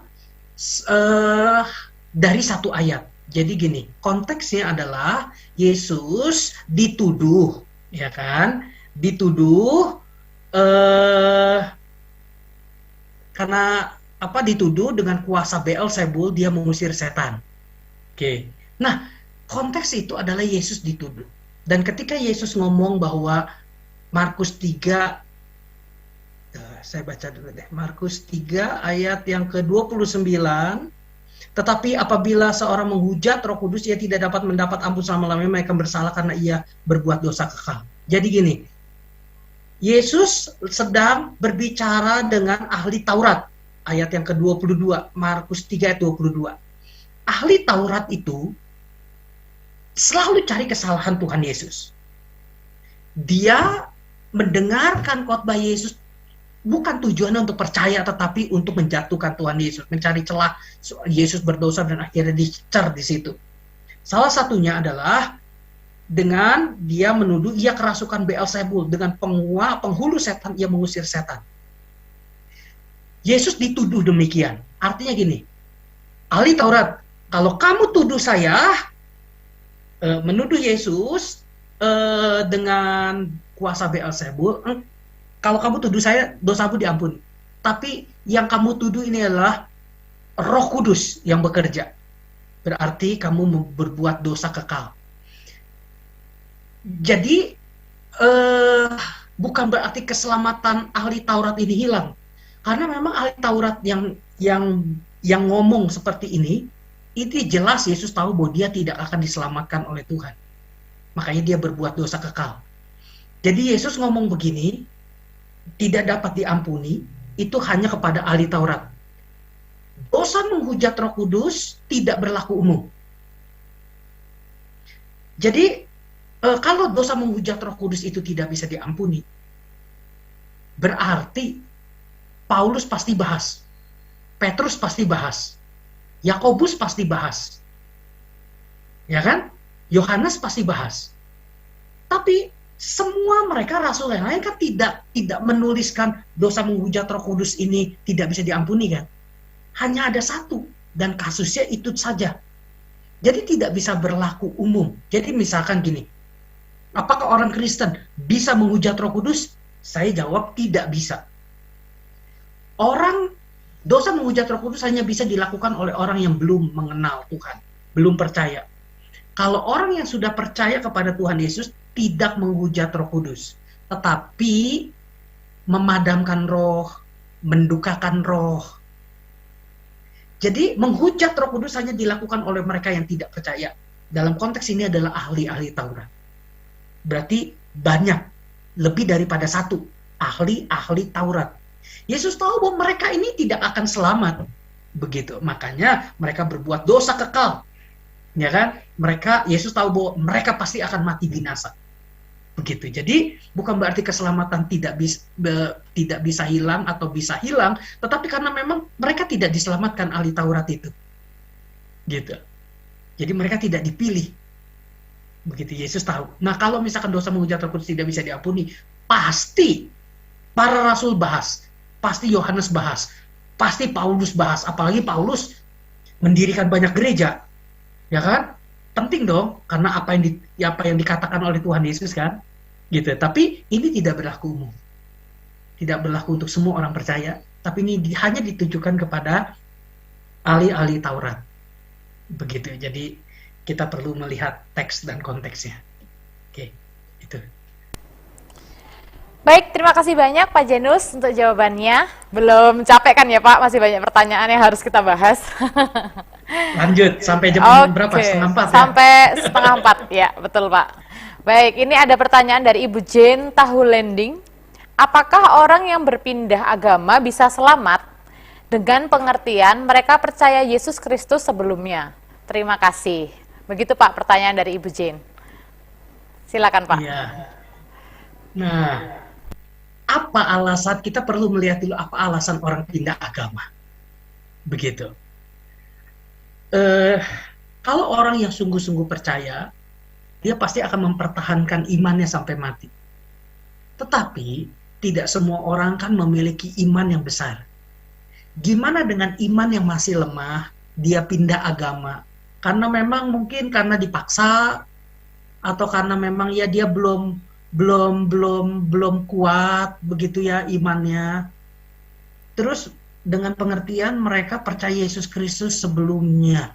Nah, kalau dia percaya Tuhan Yesus, mengapa dia harus pindah agama? Mengapa dia harus pindah keyakinan? Kalau misalkan karena dipaksa apa segala macam, ya harusnya dia yang sungguh-sungguh berpegang teguh kepada keselamatan yang Tuhan anugerahkan gitu. Pasti dia akan berjuang sampai pada akhirnya gitu. Dia nggak akan mungkin pindah agama gitu. Tapi kalau misalkan pindah agama, lalu akhirnya misalkan karena memang nikah gitu ya, beda agama, lalu akhirnya pindah agama. Tadinya dia percaya Yesus, terus pindah agama karena ini mungkin cewek pindah agama ke nikah sama suaminya, ya kan, lalu pindah agama. Lalu akhirnya setelah pindah agama, lalu akhirnya dia tetap beribadah kepada Tuhan, lalu akhirnya dia menginjili suaminya perlahan-lahan, lalu akhirnya karena imannya dia bisa memenangkan suaminya, puji Tuhan, begitu. Berarti imannya kuat. Imannya tidak berdasarkan agamanya, gitu. Tapi kan itu sedikit kasus ya seperti itu. Tapi kalau bagi saya orang yang sungguh-sungguh percaya kepada Tuhan, dia pasti nggak akan pindah agama, begitu. Oke, jadi dia akan tetap setia kepada Tuhan, ya kan? Dia akan tetap menghargai keselamatan yang Tuhan sudah beri buat hidup dia, gitu sih. Terima kasih banyak Pak Janus untuk jawabannya. Berikutnya dari Pak Rema Nugroho bertanya, kenapa Tuhan memenuhi syarat masuk surga yang tertulis dalam kitab Injil Matius 7 ayat 21 sampai 23. Begitu Pak pertanyaan Matius, dari Oke. Matius 7 ayat 21 sampai ayat yang ke-23 ini ayat yang mengerikan bagi semua pendeta dan semua pelayan Tuhan. Supaya jangan sombong di hadapan Tuhan. Jangan pernah berpikir gini, saya melayani Tuhan karena Tuhan butuh saya. Sehingga akhirnya kita menganggap bahwa Tuhan butuh saya. Gereja nih butuh saya. Orang-orang seperti itu akan Tuhan buang. Mereka tidak jauh beda dengan Lucifer. Gitu. Hanya untuk mendapatkan kemuliaan sendiri. Itu artinya tidak ada jaminan orang yang melayani di gereja pasti masuk surga. Bahkan pendeta pun kemungkinan banyak yang Tuhan buang nanti ke neraka. Kenapa? Karena bukan orang yang Tuhan berseru Tuhan yang masuk dalam kerajaan surga. Mereka melakukan kehendak Bapa di surga atau tidak? Ya, gimana? Mereka mau khotbah tetapi dosa tetap jalan terus. Bahkan saya sedih, banyak yang ya ada beberapa lah yang saya tahu calon-calon hamba Tuhan, sekolah Alkitab, tetapi dosa tetap berzina jalan terus. Nah, itu bagaimana begitu? Jadi hari-hari terakhir banyak orang yang berkata, Tuhan, bukankah kami bernubuat? Hei, banyak nanti pelayan Tuhan, pendeta yang akan presentasi di hadapan Tuhan. Bukankah saya udah bernubuat demi namamu? Bukankah saya khotbah? Bukankah saya main musik? Bukankah sering WL? Jadwal pelayanan saya di dunia ini kan padat Tuhan. Hari Minggu aja berapa kali kebaktian? Berapa kali saya main musik? 8 gereja saya udah tolong hari Minggu Tuhan. Kenapa saya nggak bisa masuk surga? Saya udah usir setan demi nama Tuhan. Saya udah banyak melakukan mujizat. Tuhan bilang ini, pergilah kamu, enyah kamu daripadaku. Hai kamu pembuat kejahatan, aku tidak kenal kau. Jadi bukan pelayanan yang membuat kita masuk surga. Orang yang melayani belum tentu masuk surga. Tapi orang yang sungguh-sungguh percaya dia pasti akan melayani Tuhan. Orang yang melayani belum tentu percaya Tuhan, tapi orang yang percaya Tuhan pasti dia akan melayani. Gitu. Jadi ini menjadi cambuk buat kita, buat mahasiswa-mahasiswi sekolah tinggi teologi, supaya kita introspeksi diri, termasuk diri saya sebagai gembala, sebagai pendeta, gitu. Kita harus melakukan apa yang menjadi kehendak Tuhan, bukan kehendak kita. Bukan untuk memperkaya diri, pelayanan itu memperkaya diri. Saya mau sharing saja, saya pelayanan di Bandung. Mungkin kalau di tempat ini ada yang dari Bandung. Saya pernah meminta beberapa orang lah untuk melayani main musik di gereja. Saya sedih loh, mereka bertanya gini, saya dibayar berapa Pak? Saya biasa kalau di gereja yang lain sekian loh Pak. Di gereja Bapak saya dibayar berapa? Saya langsung gak jadi. Saya bilang, maaf ya, saya gak apa-apa, saya cari yang lain saja. Terang-terangan loh. Mereka melayani Tuhan itu bukan untuk memuliakan Tuhan, melainkan pekerjaan, itu job mereka. Apakah orang seperti itu yang diselamatkan? Kalau tidak bertobat, orang itu mungkin akan dibuang oleh Tuhan ke neraka. Mereka sudah dapat talenta dari Tuhan untuk melayani Tuhan, main musik. Tapi mereka jual talenta mereka untuk dapatkan uang. Tidak ada bedanya dengan Yudas Iskariot. Sedih. Ayat ini menjadi satu peringatan buat semua pelayan Tuhan, semua pendeta, semua mahasiswa-mahasiswi STT, Sekolah Tinggi Teologi. Mari kita cek diri kita. Gitu ya. Jadi makanya syarat Tuhan adalah melakukan kehendak Bapa di sorga. Meskipun kita tidak dapat upah di bumi, kita nanti dapat upah di sorga. Kalau kita mau dapat upah di bumi, kita pengen dapat PK, persembahan kasih kita dapat PK di bumi ini, jangan harap nanti di sorga nanti kita akan dapat upah. Karena Tuhan akan balikin lagi, engkau sudah dapat upahmu di bumi. Tapi mari kita melayani Tuhan karena kita cinta Tuhan. Gitu. Kita rindu untuk melakukan kehendak Bapa di sorga. Saya kira itu bisa menjawab. Baik, terima kasih banyak Pak Janus untuk jawabannya. Luar biasa sekali, mencerahkan kita. Berikutnya ada pertanyaan dari Pak Darmawan, Pak. Berarti kita tahu dipilih atau tidak, bisa taunya adalah di akhir hidupnya ya Pak? Ya. Nah, Silakan, kalau untuk diri kita sudah tahu. Gini, saya ambil contoh. Misalkan kita dikasih emas nih, emas batangan. Oke, dikasih emas batangan. Kita taruh di kantong kita. Terus kita jalan lewatin pasar. Apakah kita akan lompat-lompatan di pasar? Enggak dong. Pasti kita akan jalannya pelan-pelan. Karena ada emas di kantong kita. Kalau jatuh, hilang, wah, itu emas yang berharga. Aduh, kalau hilang kan gawat. Gitu kan? Kita akan jaga dong emas itu dengan baik kan? Sama halnya kalau kita memiliki Kristus dalam hidup kita. Kita akan jaga sungguh-sungguh Kristus di dalam diri kita. Keselamatan diri kita akan sungguh-sungguh jaga. Kita akan sungguh-sungguh pegang. Kita akan sungguh-sungguh setia sampai pada akhirnya. Karena keselamatan itu berharga. Bagi mereka yang bermain-main dengan dosa, mereka yang tidak menghargai anugerah Tuhan, mereka menganggap anugerah Tuhan murahan. Sehingga mereka bisa permainkan itu dengan dosa mereka. Jadi kita tahu bahwa diri kita diselamatkan oleh Tuhan.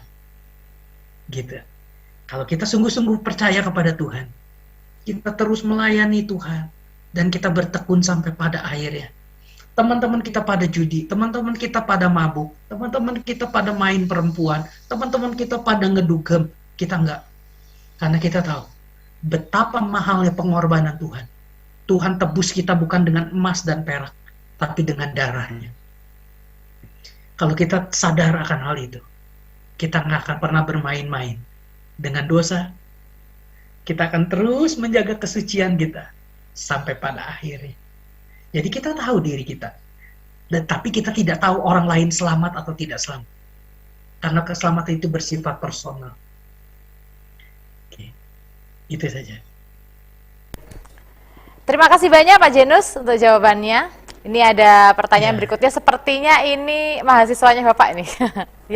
Dari Bapak Bambang Triyono, beliau menanyakan, yang terhormat Bapak dosen Janus Juniman, seharusnya manusia bukan hanya total depravity, melainkan total inability. Sebab seandainya manusia masih bisa merespon dalam kurung free will, maka konsep unconditional election tidak bisa diterapkan. Bagaimana pendapat Pak dosen? Terima kasih, Tuhan Yesus Kristus memberkati. Silakan, Pak Janus. Ya, ini kelihatannya kelas berat nih nanyanya nih, mahasiswa teologi kan. Nah, jadi gini, total depravity, karena dosa itu merusak total semuanya. Oke, tetapi gini, perhatikan, gambar dan rupa Tuhan tidak hilang. Gambar dan rupa Tuhan rusak. Beda antara rusak dengan hilang. Makanya kan Roma pasal yang ketiga ayat 23, karena semua dosa telah berbuat dosa dan telah kehilangan. Nah, kehilangan itu kan maksudnya apa? Tapi kalau dalam terjemahan bahasa Inggris kan fall short, berkurang kemuliaan Tuhan, rusak, gambar Tuhan rusak, bukannya hilang. Nah, karena memang manusia sudah berdosa, total depravity, artinya mengalami kerusakan total, artinya manusia tidak punya kemampuan.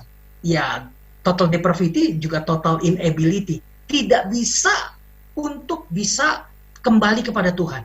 Karena dosa memisahkan manusia dari Tuhan. Tapi dosa tidak memisahkan Tuhan dari manusia.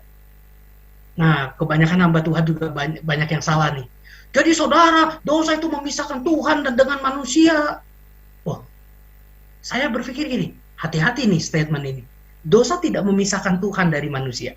Dosa hanya memisahkan manusia dari Tuhan. Pada saat manusia berdosa, hubungan Tuhan dengan manusia tidak terputus, tidak terpisah. Allah yang menghampiri manusia. Kenapa? Karena rusak total, gambar dan rupa Tuhan rusak total. Dan akhirnya manusia tidak punya kemampuan untuk kembali kepada Tuhan. Yang hanya dilakukan manusia adalah dosa dan kejahatan. Nah, karena memang manusia, kita perlu perhatikan kalau misalkan Armenian itu kan punya free will untuk merespon kembali kan. Tetapi kalau Calvin tidak.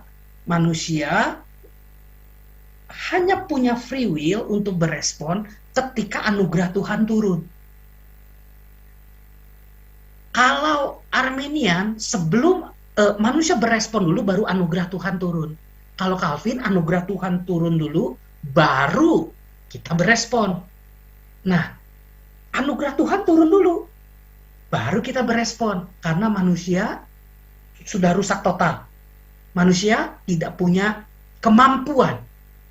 Begitu. Tidak punya kemampuan karena sudah rusak total itu. Jadi manusia bisa merespon nih, beriman kepada Tuhan setelah anugerah Tuhan turun.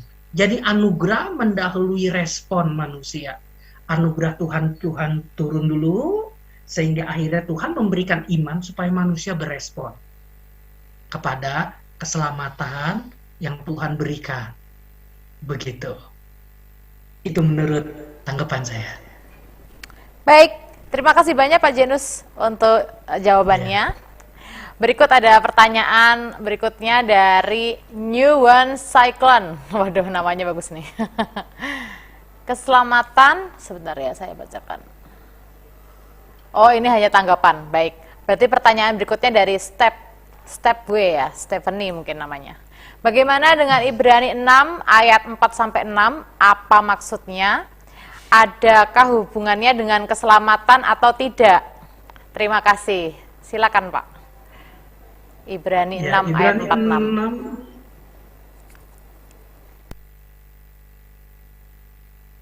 Oke, saya bacakan aja ya biar yang lainnya bisa mendengar.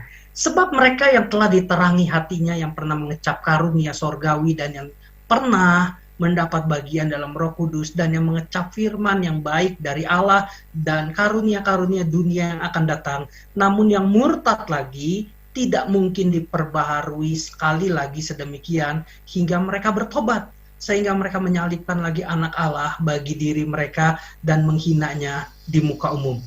Ayat ini yang dipakai oleh Armenian, bahwa keselamatan itu bisa hilang kalau murtad. Begitu. Oke. Lalu gimana dong pandangan Calvin, gitu kan? Yang katanya keselamatan tidak bisa hilang. Buktinya ini menjadi ayat senjatanya orang-orang Armenian bahwa keselamatan itu bisa hilang. Kan udah pernah diterangi hatinya, udah ambil bagian dalam Roh Kudus, ya kan? Udah mengecap firman yang baik dari Allah, namun murtad lagi, tidak diperbaharui lagi hingga mereka bertobat. Jadi simpel saja bagi orang-orang Calvinis bahwa orang yang mengalami hal-hal demikian tidak secara otomatis dia dipilih oleh Tuhan. Begitu. Jadi pilihan Tuhan bukan berdasarkan apa yang dilakukan manusia, karena udah mendapat bagian dari Roh Kudus, usahanya manusia, bukan. Tetapi apakah Tuhan memilihnya atau tidak memilihnya? Nah, itu yang yang menjadi acuannya Calvin. Dan seringkali memang ayat ini dipakai oleh orang-orang yang menganut pandangan Arminian bahwa keselamatan itu bisa hilang karena murtad, gitu kan, tidak mungkin dibaharui sekali lagi demikian. Tapi kalau misalkan Calvin, ya memang orang itu tidak dipilih Tuhan, wajar kalau murtad, begitu, ya tidak mendapatkan bagian apapun dalam keselamatan, rencana keselamatannya Tuhan, gitu. Saya pikir itu. Baik, terima kasih banyak Pak Janus untuk jawabannya. Kita lanjut pertanyaan di link pendaftaran ya Pak ya, karena pertanyaan di link pendaftaran ini menurut saya pertanyaannya menarik-menarik, unik-unik. Baik, kita lanjut ke pertanyaan berikutnya. Ini dari Pak Andreas Santosa. Beliau menanyakan apa yang terjadi pada bayi dan anak-anak kecil ketika mereka meninggal. Apakah diselamatkan? Begitu pertanyaannya, Pak. Oke. Ada satu buku bagus banget, terbitan Momentum, Keselamatan di Balik Kematian Bayi. Wah, itu buku bagus banget. Itu buku pasti menjawab, gitu. Karena memang ini sudah ditanyakan, ya sudahlah, saya kasih spill-nya saja. Oke. Jadi, apakah kematian Yesus di kayu salib untuk menebus juga bayi-bayi yang yang lahir, kan mereka lahir dikandung dalam dosa kan, lahirkan dalam dosa, tapi kan mewariskan dosa asal, bukan dosa perbuatan, kan bayi kan belum ada dosa perbuatan. Terus nanti kalau mati gimana di hadapan Tuhan? Kalangan reform pun terbagi menjadi dua golongan. Golongan yang pertama menganggap bahwa bayi yang lahir dari keluarga non-Kristen tidak diselamatkan. Tapi bayi yang dilahirkan dari keluarga orang percaya, yang papa mamahnya pendeta, hamba Tuhan, dan segala macam, itu bayi tersebut yang diselamatkan. Tapi bayi-bayi orang yang lahir dari perzinahan dan segala macam, dari pokoknya hidupnya nggak jelas lah, orang berdosa lah, tidak diselamatkan. Nah, itu menurut golongan yang pertama, yang aliran reform. Nah, yang kedua, ada pandangan yang lain mengatakan gini, wah kalau gitu nggak adil dong. Masa kan tuh bayi kan juga kan dia nggak bisa memilih lahir dari keluarga Kristen apa tidak, atau apa bukan Kristen kan, betul nggak? Berarti enak amat loh yang lahir dari keluarga Kristen, lu selamat. Nah gua kagak. Apakah kematian bayi Yesus menebus juga bayi-bayi yang lahir atau yang diaborsi atau yang tidak diinginkan oleh orang tua mereka? Nah, bagaimana? Apakah kematian Yesus menebus mereka? Ini menurut pandangan pribadi saya, bahwa kematian Yesus menebus mereka. Karena mereka mewariskan dosa asal, tetapi mereka tidak melakukan dosa perbuatan. Gitu. Jadi, ini menurut pandangan saya. Jadi, apakah bayi yang dilahirkan lalu akhirnya mati, atau sebelum dilahirkan mati karena diaborsi masuk surga, ya saya berpandangan bahwa kematian Tuhan Yesus menebus mereka, gitu, mengampuni mereka. Oke. Baik, terima kasih banyak Pak Janus untuk jawabannya. Banyak sekali pertanyaan yang masuk, jadi saya masih memilih-milih. Baik, ini ada pertanyaan dari Pak Leo atau Ibu Leo Budi ya, Pak Leo Budi sepertinya. Mengapa Yakub dikasih Allah sedang Esau dibenci? Apakah ada hubungannya dengan keselamatan yang diterima? Begitu Pak pertanyaannya. Jelas pasti ada, gitu. Jadi aku mengasihi Yakub tetapi membenci Esau. Jelas sekali itu doktrin predestinasi.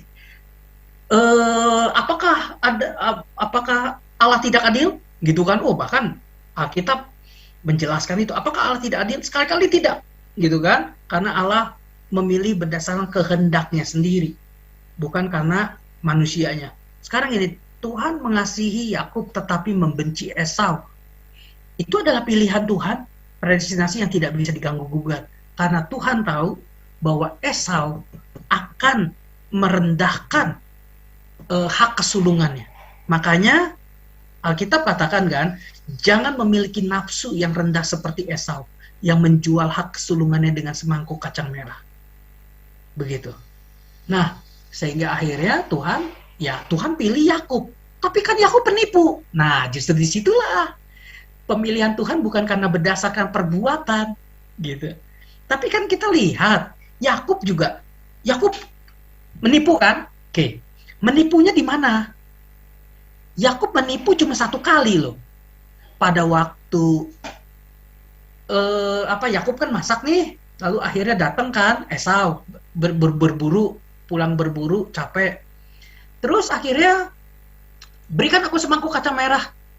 Berikan aku, sebab aku seperti mau mati gitu kan, kelelahan. Yakub bilang, tukar dulu dengan hak kesulunganmu. Si Esau-nya mau kan? Nah, itu Yakub tidak menipu. Itu namanya dagang. Itu namanya jualan, barter. Oke, saya punya kacang merah, kamu punya hak kesulungan. Tukar yuk. Itu cerdik. Itu tidak menipu, itu tidak licik. Tuhan tidak mempermasalahkan itu. Justru yang Tuhan permasalahkan adalah Esau-nya. Karena dia yang punya nafsu rendah seperti Esau yang menjual hak kesulungannya. Yakub tidak posisinya dipersalahkan. Yakub tidak berdosa. Yakub tidak licik di situ, tidak menipu. Yakub menipu ketika dia menipu ayahnya. Ketika ayahnya berkata, "Apakah engkau Esau?" "Ya, Bapak." "Kalau suara kok suara sih?" Yakub. Terus deket ke sini. Tapi pas dipegang, iya, Esau. Karena berbulu. Nah, disitulah dia menipu. Lalu akhirnya dia kabur kan? Kabur. Karena Rahel setuju gitu. Ya kan? Karena Ribka lebih sayang kepada si Yakub. Nah, itu juga nggak boleh tuh. Bapak lebih sayang kepada anak sulung. Ibu lebih sayang ke anak bungsu. Nggak boleh itu. Itu harus sayang semuanya gitu. Nah, di situ Yakub menipu ayahnya Ishak 1 kali. Tetapi seumur hidup Yakub, hitungin aja di Alkitab, 7 kali dia ditipu. Hitung coba. Mahasiswa teologi, ini PR gitu. Oke. Nah, hitung 7 kali dia ditipu. Adil kah Tuhan? Adil. Lu nipu Bapak 1 kali, seumur hidup dia ditipu. Sama Laban aja udah berapa kali? Ya kan? Untuk ngedapetin Rahel. Nah, jadi Tuhan adil. Gitu. Tapi Tuhan mengasihi Yakub, membenci Esau. Justru disitulah doktrin predestinasi. Gitu. Otomatis Yakub yang diselamatkan karena memang dia menjadi bapak leluhur Israel. Karena ada 3 kan yang jadi bapak leluhur, di mana Tuhan menyatakan dirinya sebagai Allah Abraham, Ishak dan Yakub. Begitu. Jadi Esau ya tidak dipilih meskipun dia punya hak sebagai anak sulung, tapi dia sudah menjualnya. Itu sih. Oke. Terima kasih banyak Pak Janus untuk pertanyaannya. Berhubung waktu kita tinggal 15 menit lagi, ini saya pilih mungkin sekitar 3 pertanyaan lagi ya Pak ya. Ya, Mohon maaf untuk silakan. yang lainnya mungkin yang tidak terpilih ya. Berikutnya dari Pak Mikael Antonius Tumanggor.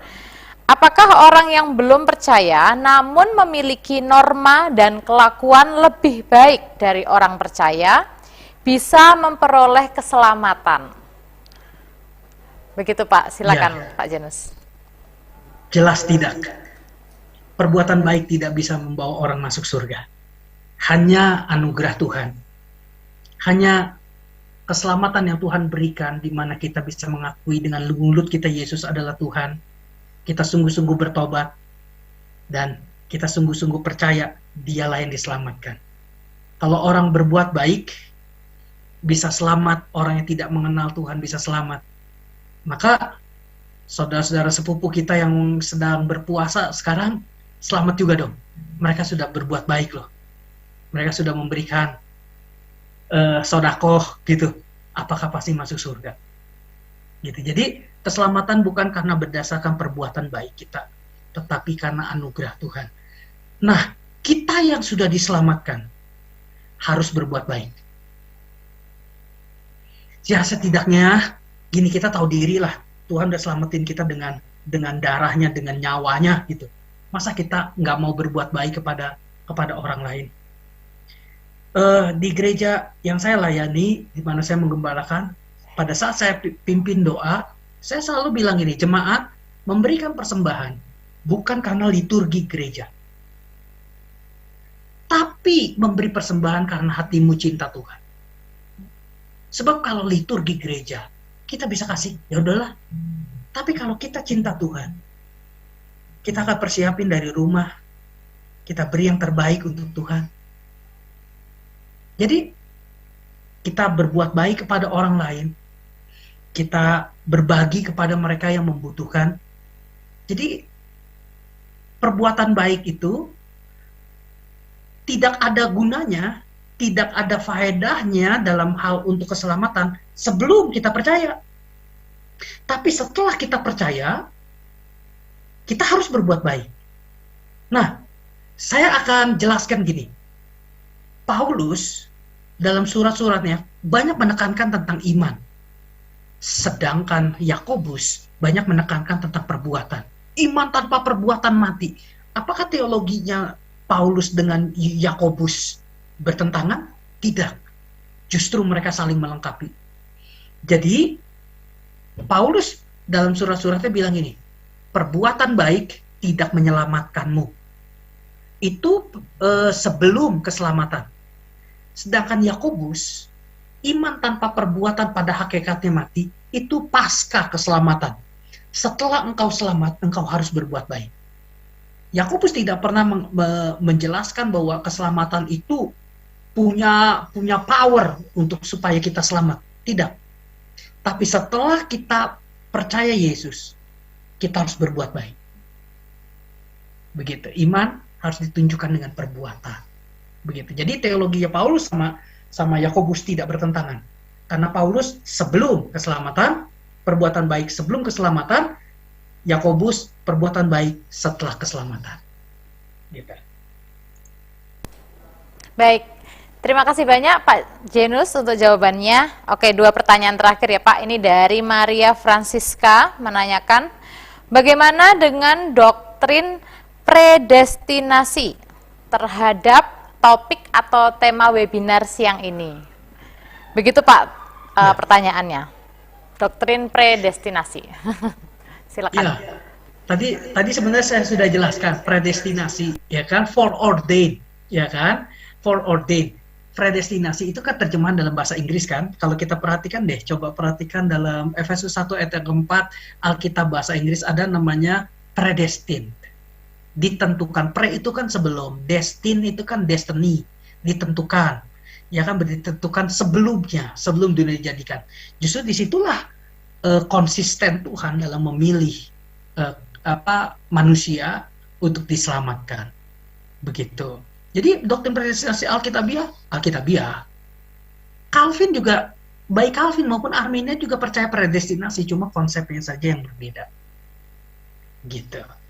Kalau ini dari foreordained, ditentukan sebelumnya, kalau Calvin, kalau Arminian, foreknowledge, dari pra-pengetahuannya Tuhan, begitu. Oke. Terima kasih banyak Pak Jenus. Oke, 1 pertanyaan terakhir. Akhirnya kita sudah di pertanyaan terakhir ya. Oke, mohon maaf sebentar. Boleh dibantu mute? Oke, terima kasih. Baik, pertanyaan terakhir dari Noel Lanang Sunarto di Semarang. Di dunia ini tentu ada banyak suku yang tersebar di seluruh dunia, termasuk suku-suku terabaikan, dalam kurung suku yang belum pernah terjangkau oleh misionaris. Pertanyaannya adalah, misalnya tinggal di suku terabaikan, dan seumur hidupnya ia belum pernah mendengar Injil karena keterbatasan teknologi di suku tersebut. Namun di sisi lain, ia adalah orang yang baik dan hidupnya bermanfaat bagi sesama. Apakah ia diselamatkan? Apakah ia mendapat tempat di sorga? Atau apakah ia mendapatkan kesempatan? Begitu Pak pertanyaannya. Ya, Silakan Pak oke. Janus. Yang menentukan sorga dan neraka itu Tuhan. Bukannya manusia, bukan saya, gitu ya. Tetapi jadi sebenarnya ada dua pewahyuan umum dan pewahyuan khusus. Pewahyuan umum itu melalui alam semesta, melalui sejarah, di mana manusia itu tidak pernah bisa menyangkal bahwa adanya Tuhan. Tahukah bahwa orang ateis itu adalah orang yang ditipu oleh setan? Orang ateis itu adalah orang yang ditipu oleh setan loh, gitu. Karena setan sendiri tidak ateis. Oh, kaget kan? Setan itu monoteis. Setan itu tidak politeis loh, tidak percaya kepada banyak Tuhan loh. Setan itu percaya satu Tuhan, monoteis dia. Jadi orang ateis itu orang yang ditipu setan. Nah, gimana? Kita buka dalam Yakobus 2 ayat 19. Nah, Yakobus 2 ayat 19. Engkau percaya bahwa hanya ada satu Allah saja, itu baik. Tetapi setan-setan pun juga percaya, berarti satu Allah kan, akan hal itu dan mereka gemetar. Berarti setan percaya ada satu Tuhan, ada monoteis dia. Setan itu bukan politeis, bukan ateis. Jadi orang-orang ateis adalah orang yang ditipu oleh setan. Setan sendiri tidak ateis. Setan sendiri percaya kepada satu Tuhan. Cuma gemetar kan, takut kan? Nah, orang-orang mereka yang tinggal di pedalaman, mereka kan sebenarnya sudah melihat alam semesta. Siapa yang ciptakan ya? Tuhan. Tetapi Tuhan yang mana? Tuhan itu jadi nanti akan banyak kan. Makanya manusia percaya kepada animisme dan dinamisme. Nah, makanya perlu pewahyuan khusus, yaitu menunjuk kepada Yesus Kristus. Pribadi Yesus Kristus yang menyelamatkan. Nah, kalau misalkan seperti itu, Tuhan akan hakimi berdasarkan pewahyuan umum. Gitu. Sorga neraka itu hak Tuhan. Tetapi yang harus kita lakukan adalah sebagai gereja Tuhan, kita menginjil. Jangan sampai ada mereka yang di pedalaman yang belum dengar Injil. Makanya orang Kristen harus menginjil. Penginjilan itu bukannya tugas pendeta. Tugas kita semua orang yang percaya. Mari kita menginjil. Banyak anak muda sekarang hidupnya sembarangan. Saya sebagai dosen, saya perhatikan bahwa ya ampun, mahasiswa zaman sekarang maupun mahasiswa Kristen, aduh hidupnya ya sudahlah, kok sama dengan orang dunia ya hidup. Bayangkan, saya sebagai dosen agama, saya berjuang untuk mendidik, menyadarkan mereka supaya mereka bertobat dan kembali kepada Tuhan. Jadi tugas kita untuk kita bisa menginjil mereka yang di pelosok-pelosok, mereka yang belum dengar Yesus Kristus Juru Selamat. Saya kagum dengan pendeta Stephen Tong yang usia 83 tahun sekarang. Beliau adalah salah satu pendeta yang saya hormati. Dia 83 tahun masih keliling Indonesia untuk KKR. Luar biasa. Saya bilang, wah, saya perlu banyak belajar dari Pak Tong. Orang yang luar biasa sekali. Masih punya semangat untuk menginjil. Begitu dong, kita semua harus menginjil. Baik denominasimu Protestan, Pentakosta, karismatik, semuanya harus menginjil. Mari kita jangkau jiwa. Mari kita memenangkan mereka supaya mereka bisa beroleh Injil dan mereka bisa diselamatkan. Amin. Jadi, mari kita, keselamatan itu bukan untuk dinikmati sendiri, tapi kita bagikan kepada mereka semua. Jadi ujung dari webinar ini, kita bukan hanya tahu tentang teologi doktrin, tetapi kita juga harus berani menginjil.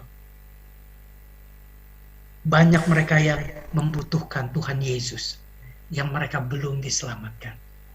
Kiranya Tuhan pakai kita semua, untuk kita bisa menjadi alat Tuhan, untuk kita bisa menginjil dan memenangkan banyak jiwa bagi Tuhan. Amin. Baik, terima kasih banyak Pak Janus Junimon Sesi tanya jawab kita sudah selesai. Terima kasih kepada Bapak Ibu yang telah bertanya. Terima kasih kepada Bapak Janus yang telah berkenan menjawab semua pertanyaan yang masuk dan telah menyampaikan materi. Kiranya Tuhan Yesus memberkati Bapak dan keluarga dengan kesehatan, sukacita, dan damai sejahtera. Kami juga mengucapkan terima kasih kepada Bapak Ibu rekan-rekan sahabat Bahana yang telah mengikuti acara webinar ini dari awal sampai akhir. Saya beserta seluruh tim yang bertugas hari ini memohon maaf untuk kekurangan yang ada dalam penyelenggaraan event hari ini. Kami juga memohon support untuk channel YouTube kami dengan cara like, comment, share, subscribe YouTube Bahana Channel. Dan jangan lupa juga untuk klik lonceng icon agar sahabat Bahana tidak ketinggalan setiap update dari YouTube Bahana Channel. Sebagai penutup, mohon berkenan Bapak Janus dapat memberikan closing statement dan juga menutup acara kita di dalam doa. Silakan Pak Janus. Ya. Oke, closing statement saya adalah keselamatan Tuhan itu kekal adanya. Tidak bisa dibatalkan oleh manusia. Keselamatan itu sudah tentukan oleh Tuhan sebelum dunia dijadikan. Kita yang sudah menerima anugerah Tuhan, biarlah kita hidup untuk kemuliaan Tuhan, bukan untuk diri kita.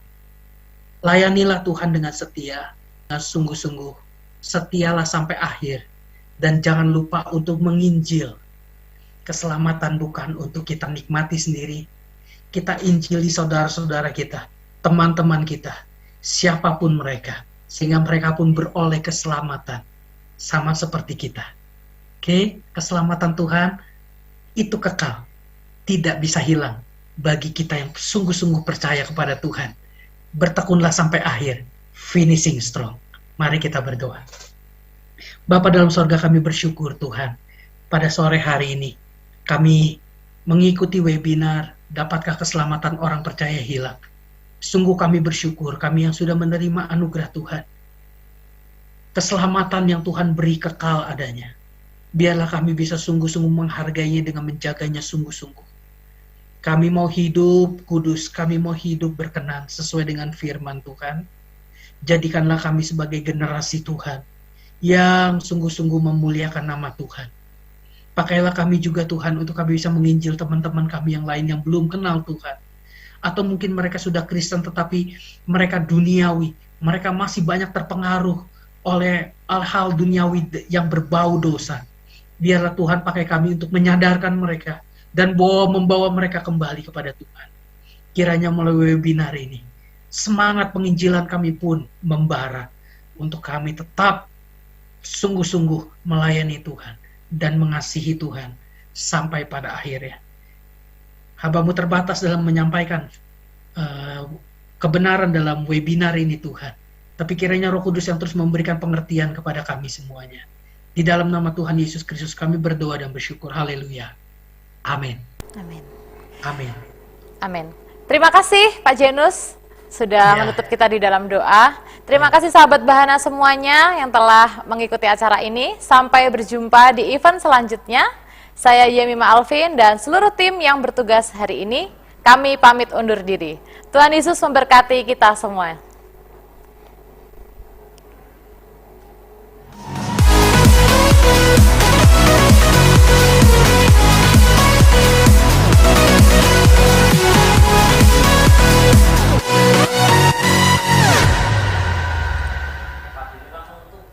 Langsung? Iyalah.